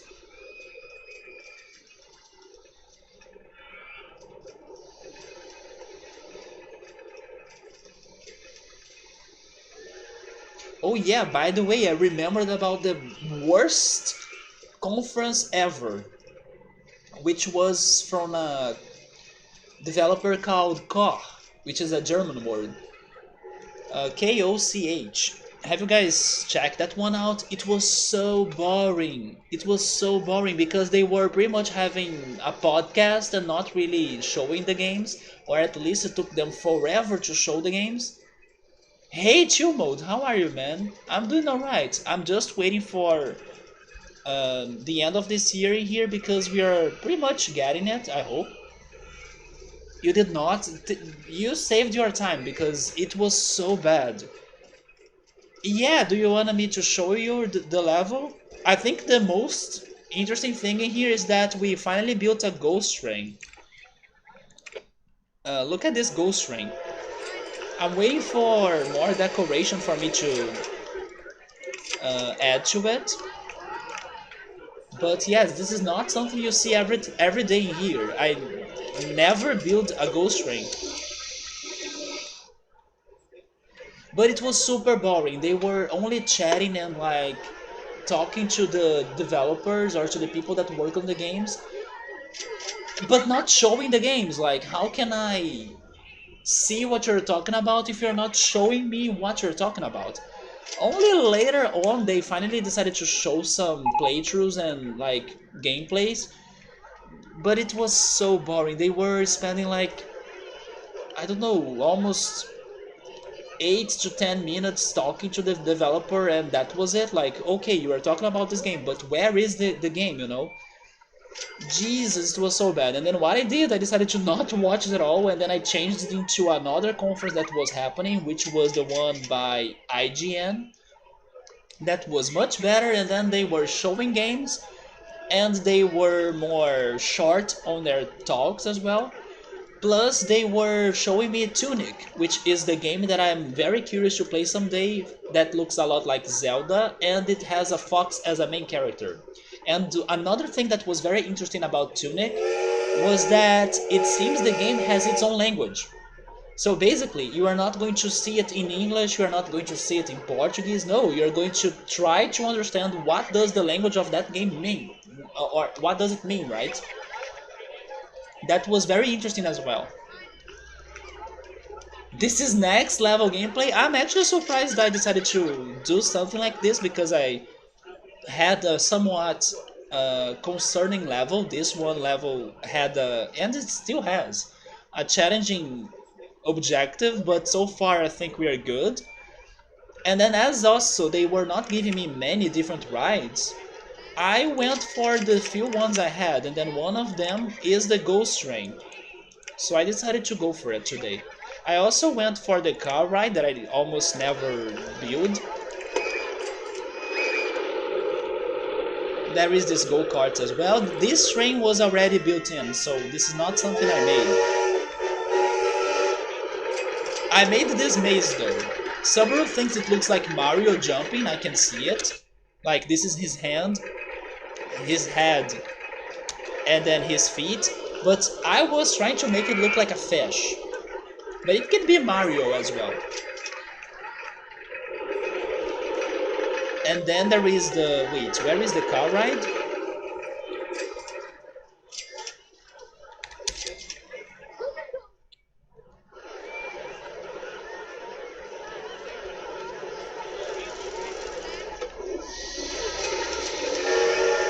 Oh yeah, there is this... oh, that it is. There is the car ride right here. And then we also have the river ride.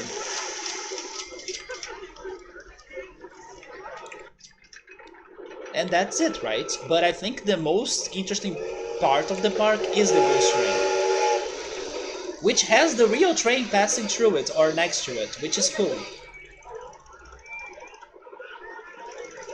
You have some hype steal mode on E3 so far. The new Battlefield game. You think it was the best gameplay you have seen? The Rainbow Good ride? Man, this is... man, good call. This could be the Rainbow Ride from Mario 64. They have that Rainbow Ride course, right? Which has a wicked house that's floating on the sky. I can see that. I can see that because it is like a palace as well, right? I went for a palace design in here.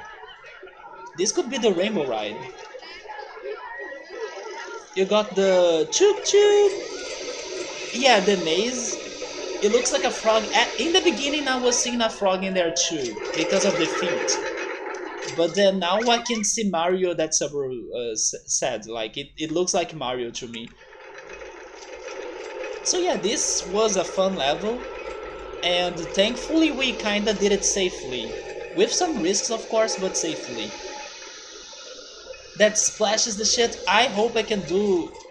I can go to one of them in real life someday. I was even mentioning this before in another stream. This is a ride I would go even if it's intense. I wanna feel the splash, yeah. But they were showing new Battlefield trailers, I don't remember seeing that. Battlefield. I remember seeing some news regarding Call of Duty. Is that the one you're talking about? That one looks cool, built in a hill. Yeah, this one, right? It goes up and then it goes down, yeah. This reminds me of something else too, but only Subaru or Gabriel would get the reference. Because it's from a show. Maybe I can find a picture actually. Let me find a picture. I'm pretty sure there is a picture of it. There is a show that was very famous in Brazil called El Chavo del Ocho. That's its original name, but in Portuguese it was Chaves. And it was a funny show, like a funny series. It was a bit low budget and trashy as well, but you know, it was still fun. And it's a classic from our childhood here. They have an episode where the main character, or the main yeah, the main character of that show was making drawings, and one of his drawing was of a typewriter that had a single key. So that river ride is remind me of that. The typewriter that has only one key. Although my design doesn't have a single key. It's like keyless. But I will show you the typewriter with a single key.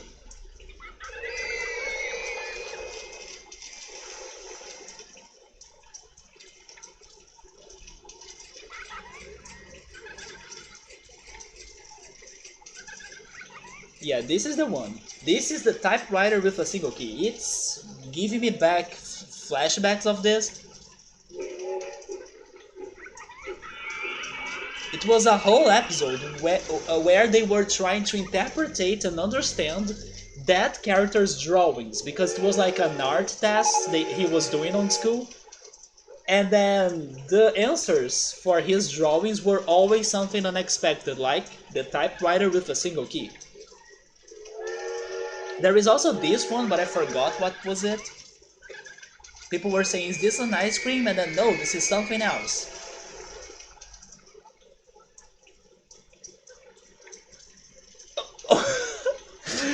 somebody, somebody made a portrait of all of his freaking drawings. That's fantastic. I want that portrait in my home. Man, you see, this is a classic. Even though it's a Brazilian reference, it's a classic. This first one was an egg sandwich. Yeah, that right there was an egg sandwich. It's a very silly reference or a silly show, but it is to be super fun.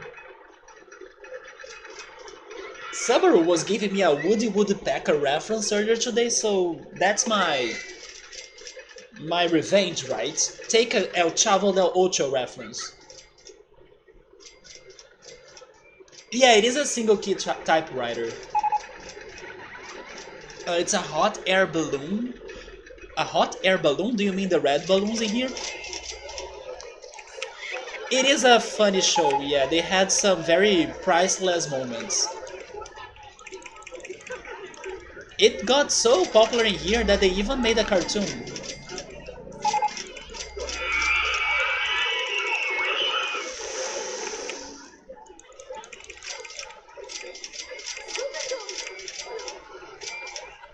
Funny way to learn this old school series? Yeah, man.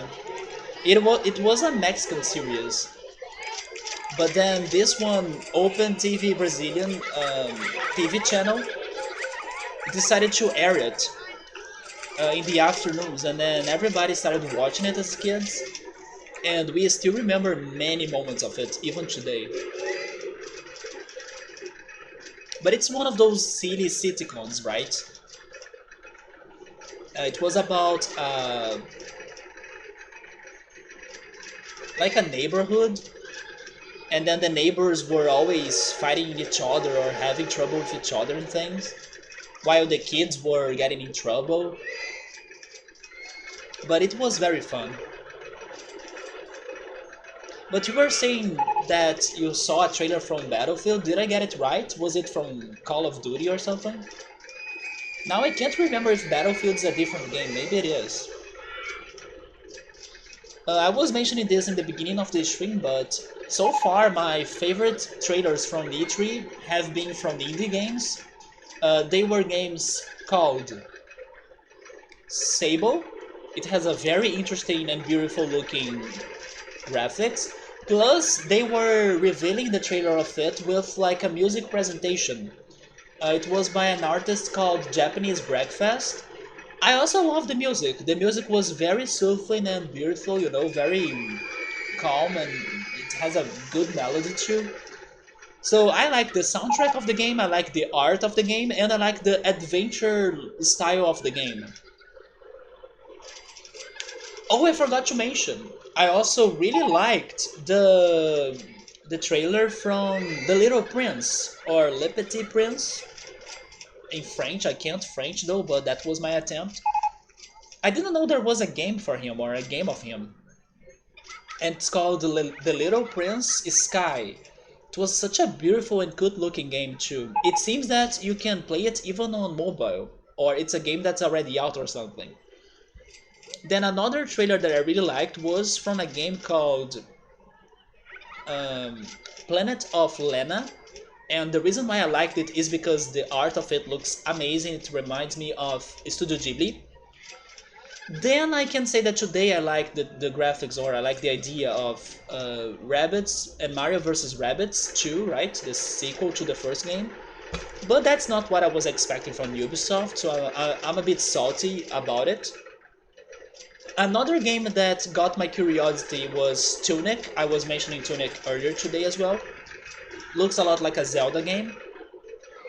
But there is also Two Point Campus, which is another game by the same series of games of Two Point Hospital, which is that crazy hospital managing game. They came up with this one that's on like a college, so it's Two Point Campus. It looks fun. It looks crazy and fun. So I'm also giving it some hopes for the future. But I believe those were the games that got most of my attention so far. Also, Eagle Eye Jones, thank you so much for the raid. What's up? Yeah, I was here talking about E3 and suddenly we got raided. Finding on an amigo. Wait, was that a raid you were behind it, Ultras, by any chance? That's how you learned English, by playing Pokemon or by watching Pokemon? I learned English by playing Pokemon. It's the combination of fun and learning. I agree. Video games were a big part for me to learn English, especially regarding vocabulary. So it has like a bazooka jet type gameplay. You never played Battlefield? Theme park hype, do you guys want to see it? I was showing the park to chill mode, but I can show it again. I think the most interesting thing I have done in here was this ghost train. I'm still waiting for the game to give me better... Oh wait, we got something interesting. Okay, we can decorate it finally with some crazy Wonderland items. It's not like the creepiest, but I think it works for the wacky style I gave it.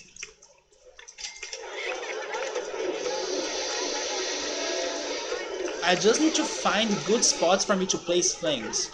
I wish I could place the pumpkin. You know what? I'm going to complete that or fill that hole right there. Okay. I'll place the pumpkin on the center.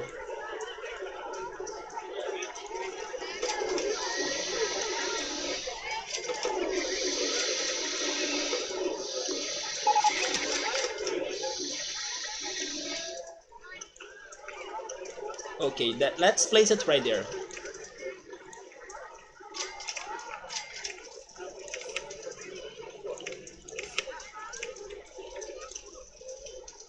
And then around it, I can place maybe some chess pieces. Oh, by the way, this is incorrect right here.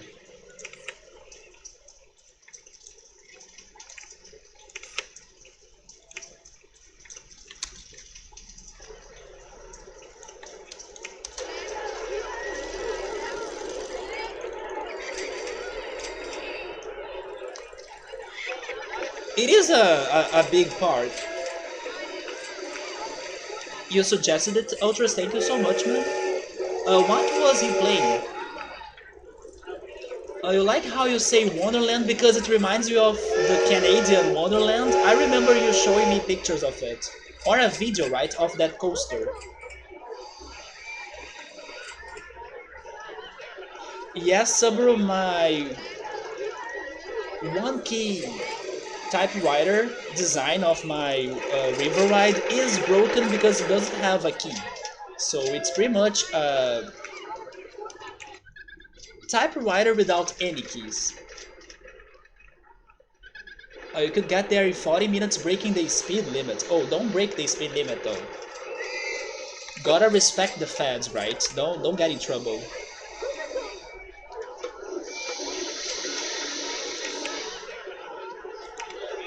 But yes, we are now almost beating the level. We got the good amount of people. The year is almost over. We just need to wait for October, which is, by the way, a song. There is a song called Waiting for October. It's a song by Polaris. I really like that song, even though it's not my favorite by them. Since we were talking about nostalgic things as well, this band called Polaris, they were responsible for the soundtrack of a very old nostalgic Nickelodeon show called The Adventures of Pete and Pete. I was even watching their episodes again on YouTube one of these days, or maybe I should say, no, it was not one of these days, it's been a while, some months ago.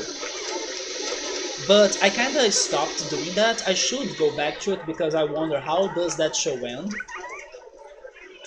But yes, I just remembered this other nostalgic reference as well.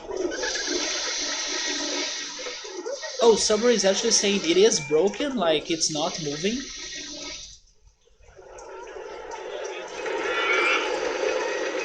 No, no, no, it is moving, but at a very slow pace. Unless it was like really broken and then the mechanic went there and fixed it.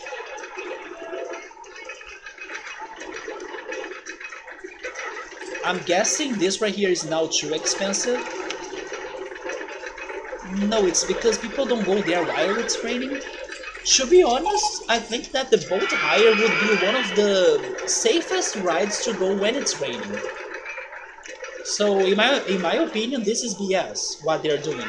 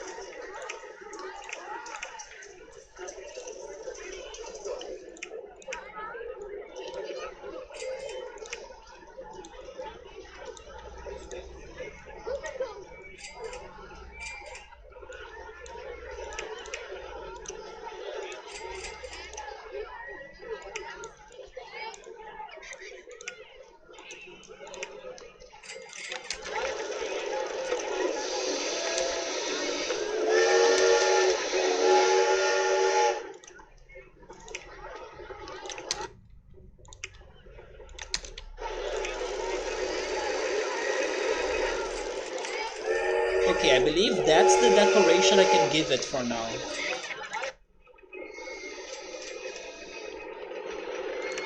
Let me keep on trying to finish paying this low one. Actually, let's end it up. There we go, right? Oh, never mind, I still need 2,000 more. And thankfully my advertisements are still running. Okay, let's just wait for more cash and then we finish it.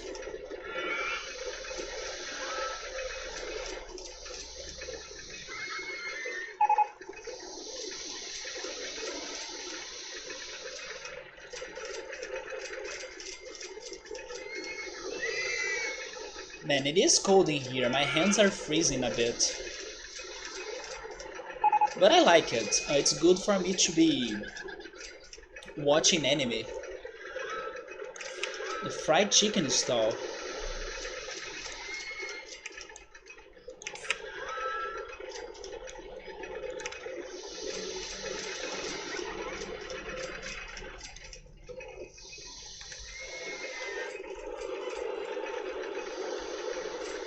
Let's place it by the entrance.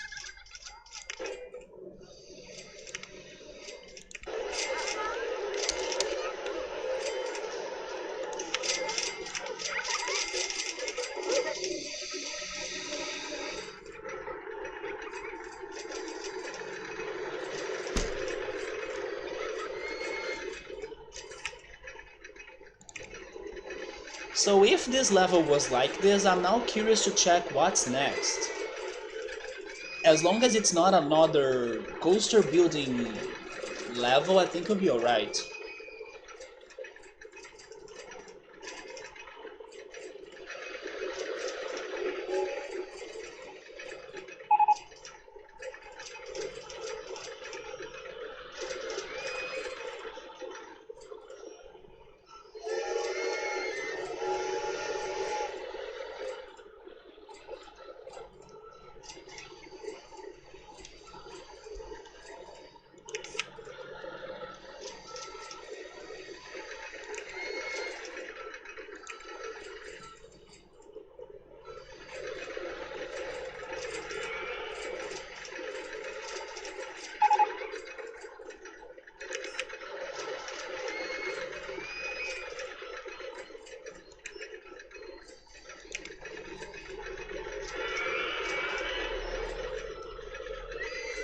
I kinda wish that Emily could be here to see my park.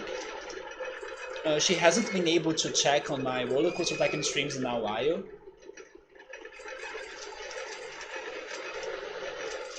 I imagine she would like this park.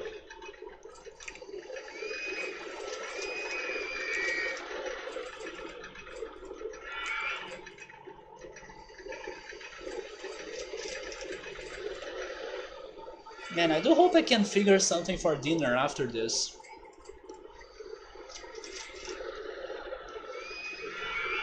I'm hoping there is still some white bread.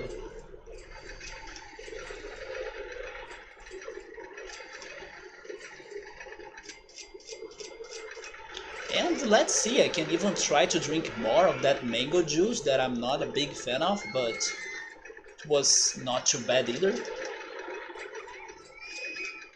What is the name of the park? It's called the Woodworm Park. It's called like that because it has some very historical rides, that was the theme of it. This historical park is only allowed to build older style rides, so this is the nostalgic OG level, or the nostalgic park. That's also why I had to go for everything they were offering, because I didn't have many options allowed or like left for me to do. But in the end, this worked really well. Like, I like this park. It looks peaceful. It is peaceful. In comparison to the desert we were playing last weekend, man, the mechanics in that desert level were the worst. And we had like a lot of them. In here we have a single guard, and then we are getting the award of like safest park in the country or something. You see? This has been very peaceful.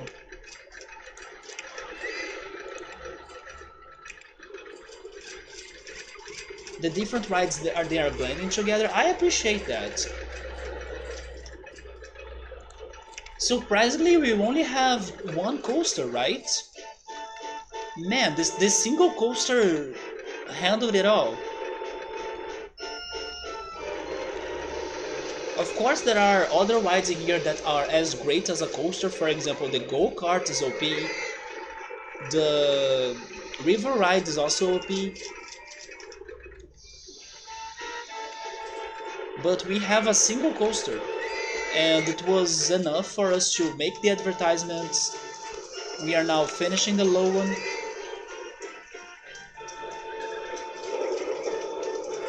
It is packed. It needs more walking places to fix a spare of shops. Although the AI of this game is kinda dumb, so if I add too many paths, they will get lost, which doesn't make sense, but that's how this game is. But I would love to have longer paths for sure. Yeah, my rides are doing a very good job in here. Look at this, we're getting almost 4,000. I mean, now it dropped a little bit, but I think it's because of the raining. So people don't go to the rides thanks to the rain. But it is doing a great job. Especially considering a single coaster. It feels good to see this game again. You haven't played it, have you? You should really play this game. Oh, now I'm losing my guess, but it's because of my lack of advertisements. But I finished the low one, so now I can use all of my money on them.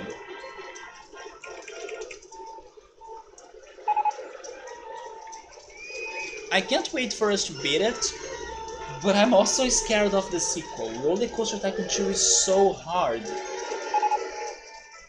It is going to be so damn painful. But at the very least it has less levels, so it won't take forever if we can make a somewhat good progress on that game out of a miracle. But it has way less levels than this. Although, wait a second, maybe I'm wrong because there are the expansion packs, right? I have never played the expansion packs of RollerCoaster Tycoon 2, so maybe there are way more levels than what I'm thinking. But the original game had few levels.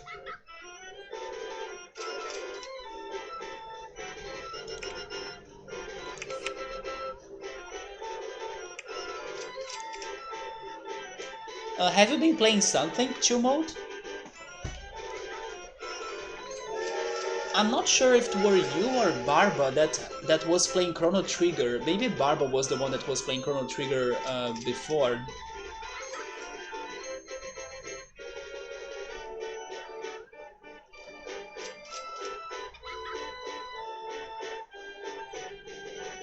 Yeah, I think it was Barba.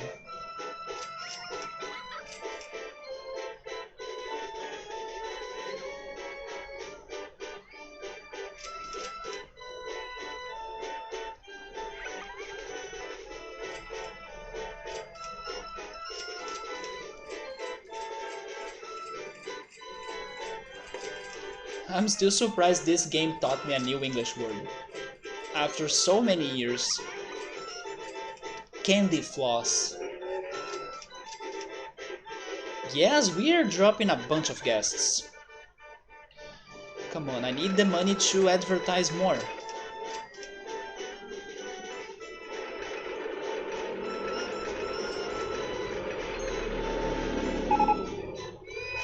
A lemonade stall? Ooh, that sounds good. Better than the mango juice I have.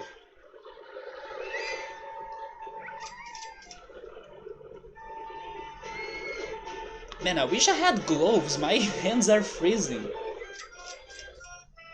I mean, I also have a fan behind me, so it's part because of it, but...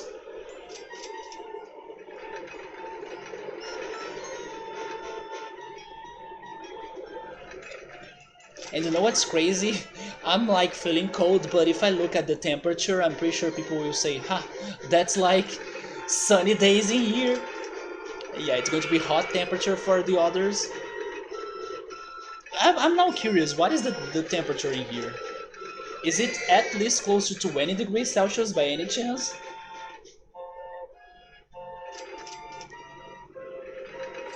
And in my opinion, today has not been as cold as the previous days, because it's not even raining. So why am I feeling cold today in particular?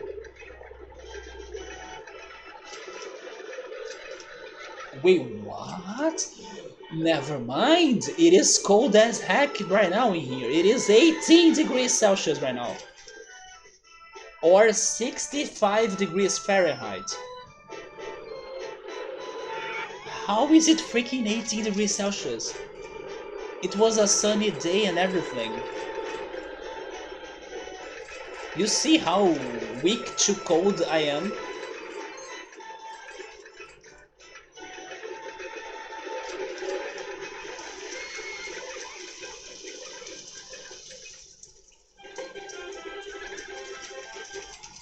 Man, the weather is probably completely different right now outside. Maybe it is raining right now and I don't know.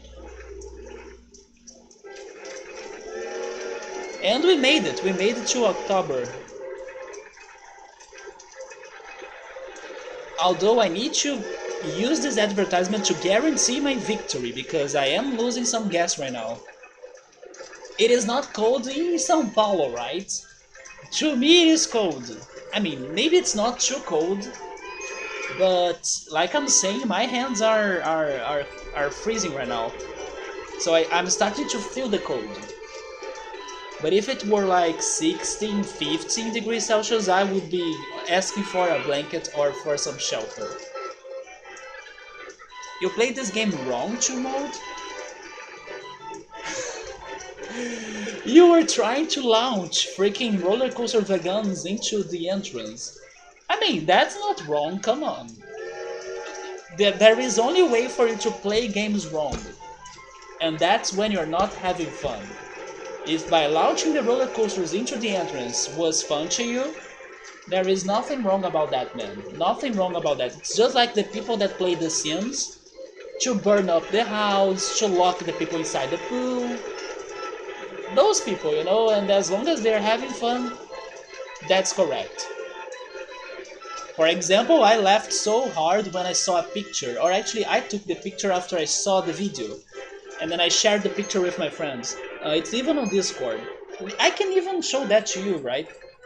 When I saw what this person did on this game, by the exit of his maze, it was so genius. Let me use the advertisement.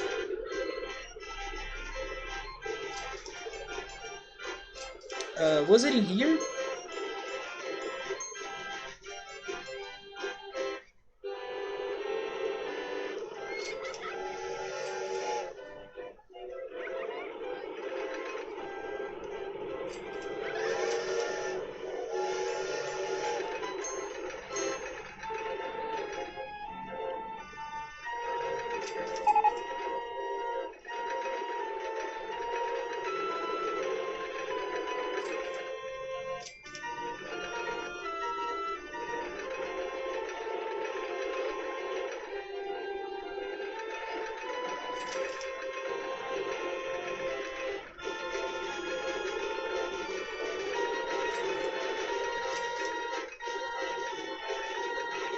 I don't remember where I posted that.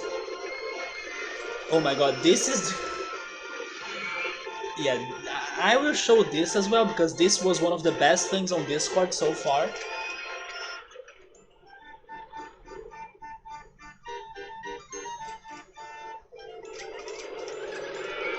Right? That's Sonic the Hedgehog. It is 14 in there, Gabriel, Jesus. Yeah, I would be suffering in there. But then São Paulo is colder than Rio, so it makes sense. I can't find the picture anymore. I think I found it. Yes, it's in here, right? Yeah, there we go. Look at this fantastic idea, Chill Mode, somebody did to their hedge maze. You enter to the maze, you get lost in there, and when you finally exit, boom, there is a water bank for you to get drowned. So you see, that person that created that evil plot was having lots of fun, so that's what matters in the end.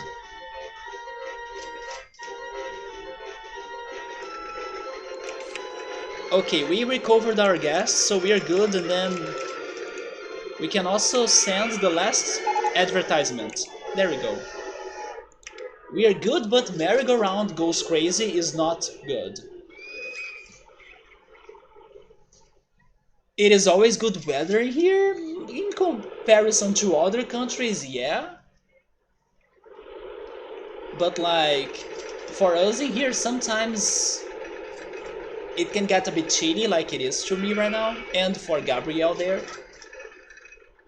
Wasn't it good, chill mode? Like a good idea?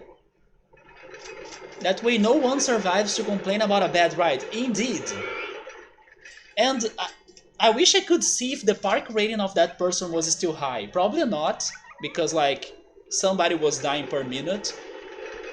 But I'm curious to see how's the park rating of that player. Because if they manage to leave that happening and still keep a good park rating, then they need my respect, or they have my respect. But that's going to be it, guys. I think we are going to clear it in a few minutes. Am I still getting rides? They gave me the lemon. Now they're giving me the spooky themed objects. Man, they took forever to give it to me. Now I give up. Like I already placed the freaking Wonderland things.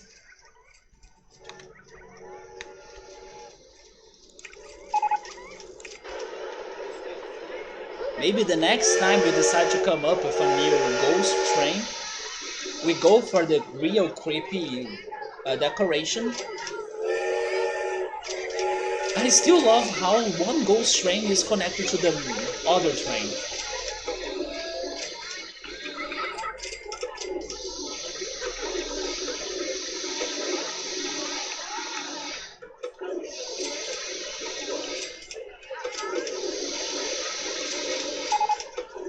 That it is, but now it's kinda late.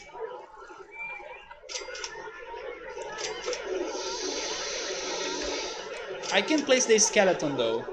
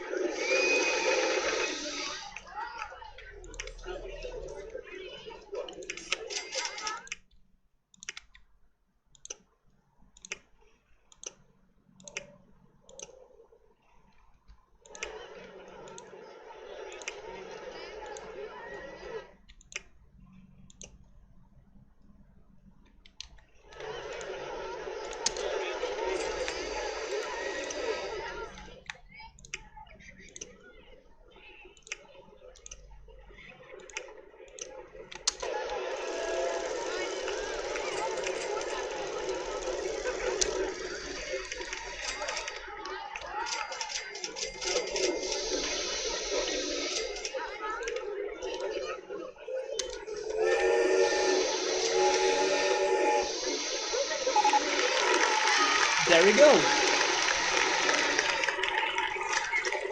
I wanna see the next level. This was a very cool level. I like the idea of this a lot. Thankfully not too brutal for us to beat it, but the planning in the beginning was important. I wanna see what's after this. Like, are they going to keep on throwing good ideas and crazy new ideas to this? Or is it going back to like a regular standard level and then that's it? But before I do that, let me check the chat. The Rainbow Road Mouse ride grabs all visitors. It's been popular, I agree with you. I wonder how many people can fit it. You just know one thing, if it rains, sell umbrellas for 30. They are being sold for almost $5. But we could try selling them for 30 for sure.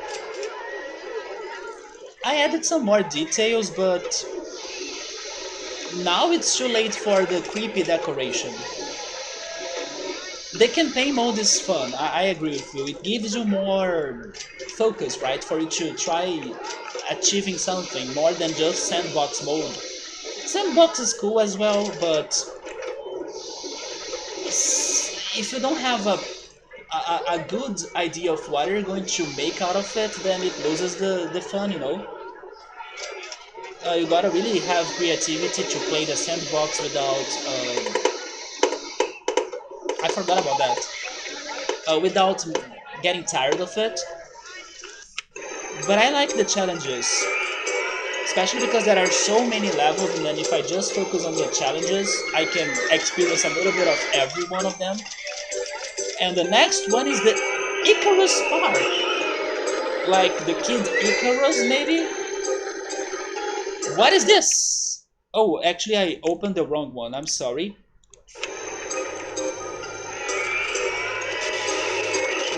What is? Wait, my computer.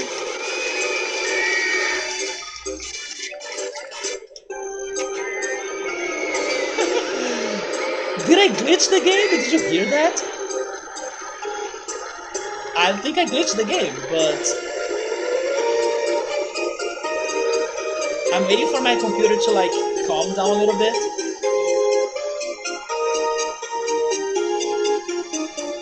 Wait, someone requested a sticker. I did. Oh, that it is. But then the music is super loud. Wait a second.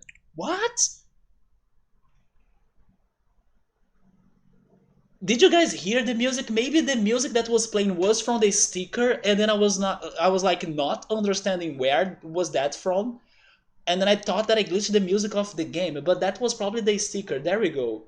Although I could not listen to the sticker music because the game's music gets very loud when I'm on the menu, but Subber still thank you so much for the They Earn sticker.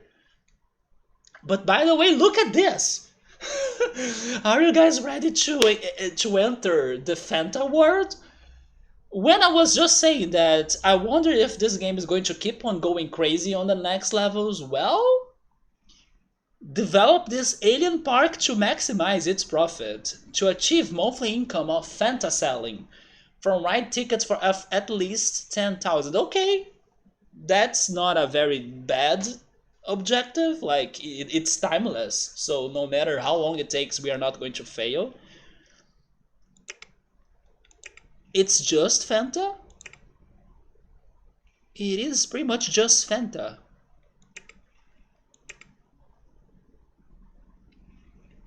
I was expecting something, I mean, different or new or unique or crazy, but I was not expecting this. Wait a minute, where are the... This is mine? Holy shit! Look at this area! Are you freaking crazy?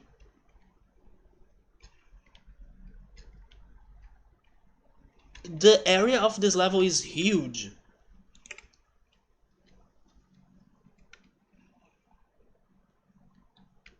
Man, this is a very interesting level. In the previous level, we were getting like 4,000 from the rides, like from ride tickets as monthly income with a single coaster. So if this level gives us a lot of coasters, I don't think that will be too hard. But this is going to be a very interesting and creative and different level for us to be playing for sure. If I were going crazy before, I can see myself going way crazier right now. So, you know what? I'm down for this a lot. We are going to create Fanta World. Even though I don't drink soda that much anymore, I'm down for this. This is not even lava chill mode, this is pretty much Fanta. You were going to check that new and official Bomberman Online released 2 weeks ago. But it's Konami being Konami. The game is for free, but if you want to join a room with a friend, you can't. Because it's buggy or glitchy? Are you freaking kidding me? You need to pay 10 bucks to be able to play it with friends instead of always randoms? Okay, that's BS. That's so BS. Did you guys see, by the way, Kojima in the Game Summer Fest or something? Summer Game Fest, right? Kojima was there giving his interview and stuff. And even though he was not showing us new games, he showed us a new thing for Death Stranding, which was like a DLC or something. It was like the director's cut. That's how he called it. But he gave us a very good reference um, to Metal Gear Solid, right? Because of the box and the snake and everything. But I also think that when he was doing that, he was kind of, how can I say this? I think he was making a little bit of fun of Konami and his situation with them. I felt like he was being um, maybe ironical or something. Like, look at this, Konami, I can do my own stuff right now without you or something. I got some vibes of that. Like, I think that was also a message for Konami in some ways. So yes, we got that Kojima interview. But yeah, guys, that's going to be it for me tonight. Thankfully, that was a level that we handled well, and we could even go full creative on it. And then next weekend, it's going to be way crazier. But speaking of craziness, computer, hang in there, please. Let me finish the stream. But like I was also saying in the beginning of the stream, I don't think tomorrow I will go live. Because there will be some conferences at late night, especially the PC gaming conference, that I do want to check it. So I think I will postpone Digimon to next Sunday. And then RollerCoaster Tycoon is back next Saturday. So thank you so much everybody for stopping by. I hope you guys have a great weekend, and if you're having a hot weather, then try enjoying it the most. If you're having a cold weather, also try watching some movies or Netflix or enjoying E3 like I will be. And let's hope for something surprising that makes everybody happy, right? Let's hope for no big disappointments out there. Like Ubisoft, you could have showed us more or worked on Rayman or something else, but sure, I wait for another year until big news that will please me a lot. But that's it, guys. Thank you so much for stopping by. Take care, and I see you maybe next week. So bye bye and good night.